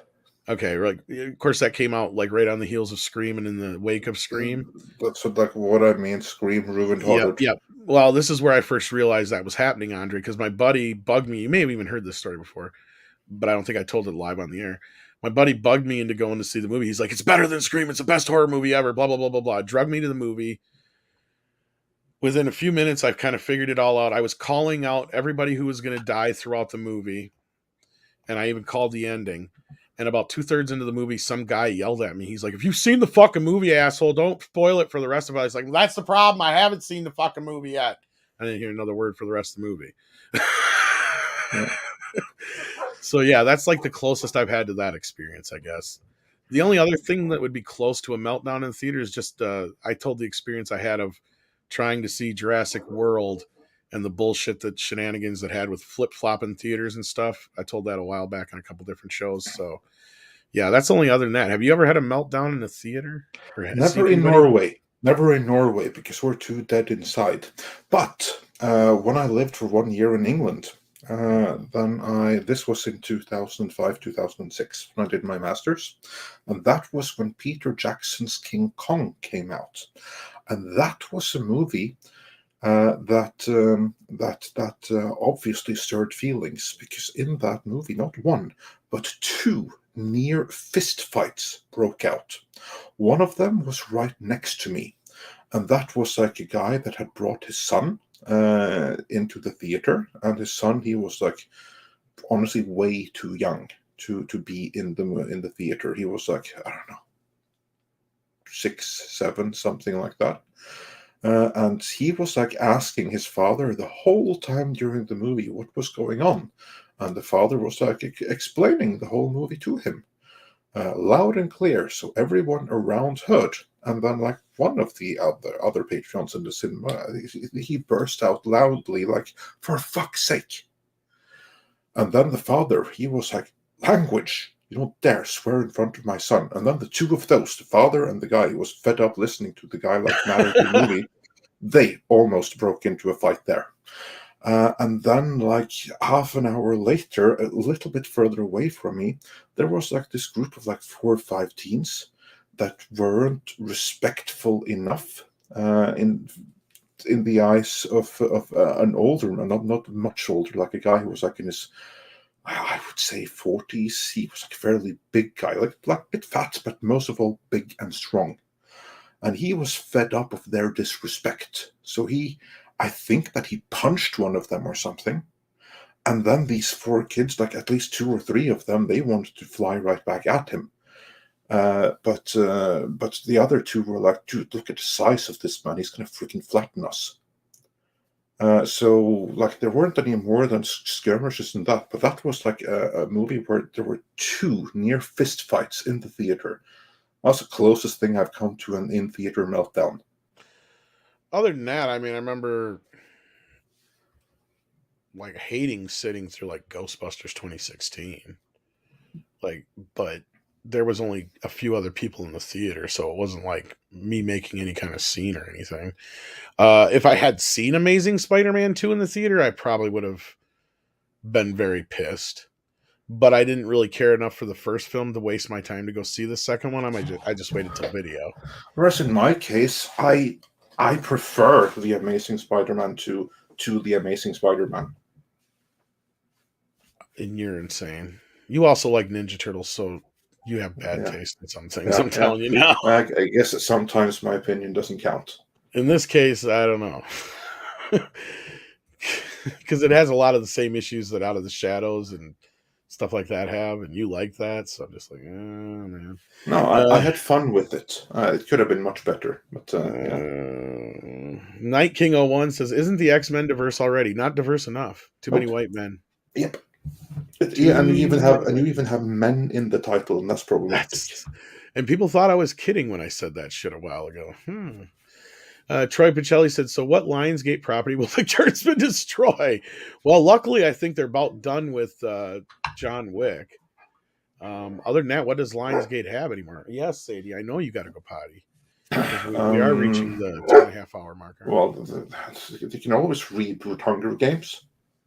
Oh, good Lord.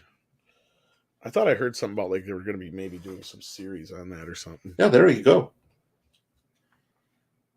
There you go. Other than that, I'm not sure what Lionsgate has. Well, I'm sure he'll find something, and it's going to be painful. But yeah. All right, and I think then we are finally caught up with super chats. And I think we've hit everything we planned on having on the plate today. And now that we're considering there wasn't so much, we did have one more member chat. Sorry about that. Master Clockwork says modern Marvel is having the same issue as Disney Star Wars. They don't understand the characters. It's all about titles and the mantle, aka branding. Somewhat, yeah. I mean, I think at one time Kevin Feige genuinely had a love for the characters and stories he was telling, but money and politics get in the way. What do you think, Andre? Yeah, no, that's about right. Everything changes with money, especially when you're successful, like really, really successful, so that you move up like several classes in like social circle and clubs and stuff like that. Then suddenly a whole new set of demands start becoming relevant factors, and will start pulling you into directions you never thought that you would go. Or to quote a movie with a great quote and not that much else great in it. If you, what was it again? If you like, either you die a hero, or you live long enough to see yourself become a villain. Yeah, it's kind of like where you get after rising to a certain point, because with that comes a certain level of corruption, if not monetary, then of ideals and convictions. One little step at a time. Yeah. Will Bloom says, so now I have an 11.2 home theater. Fuck everyone. I'm with you, buddy.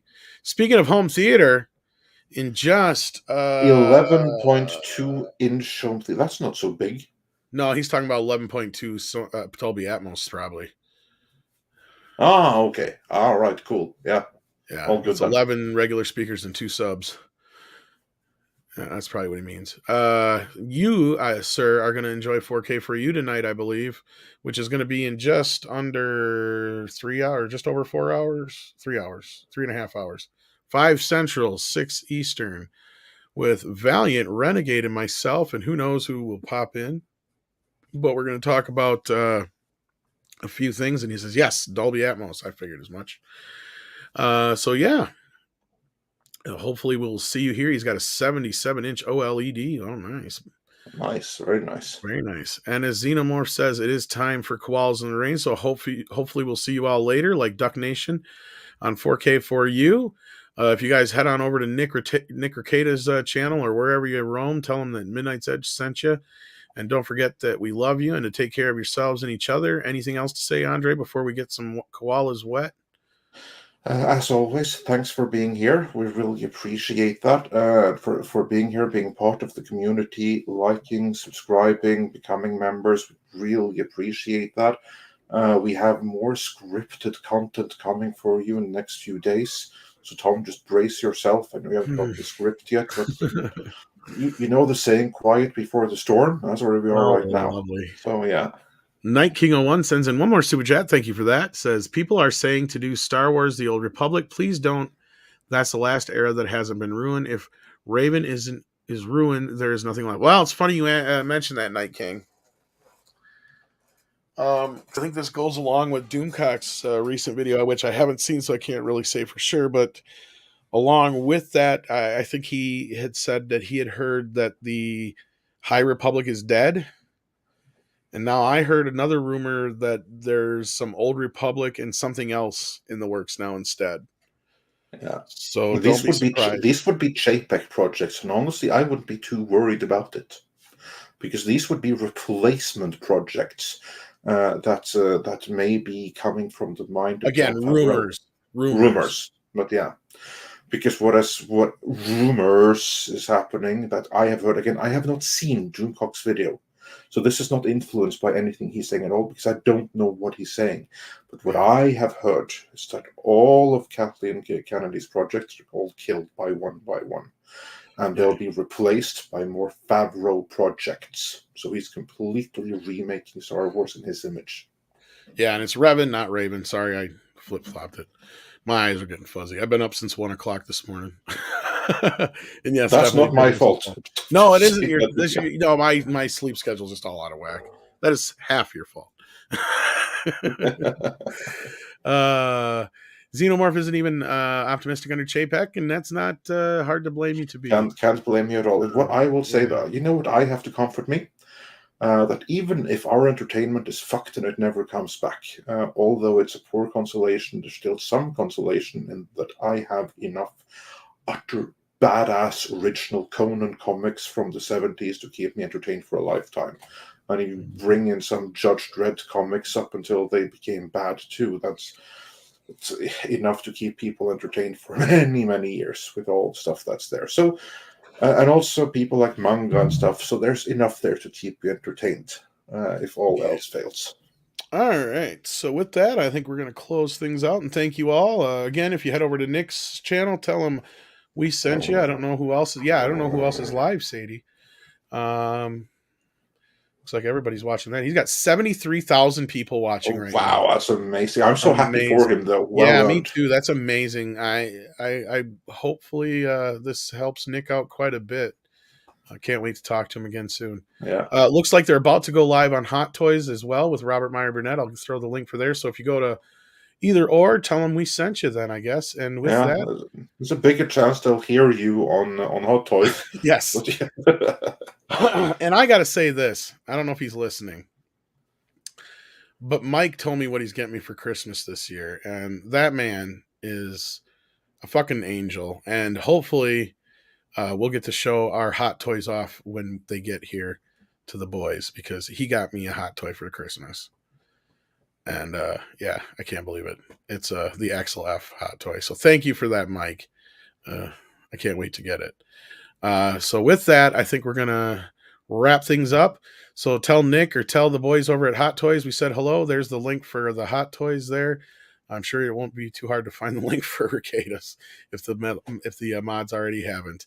So thanks again, guys, and take care of yourselves and each other. Koalas in the rain, koalas in the rain, no fucks given. Koalas in the rain.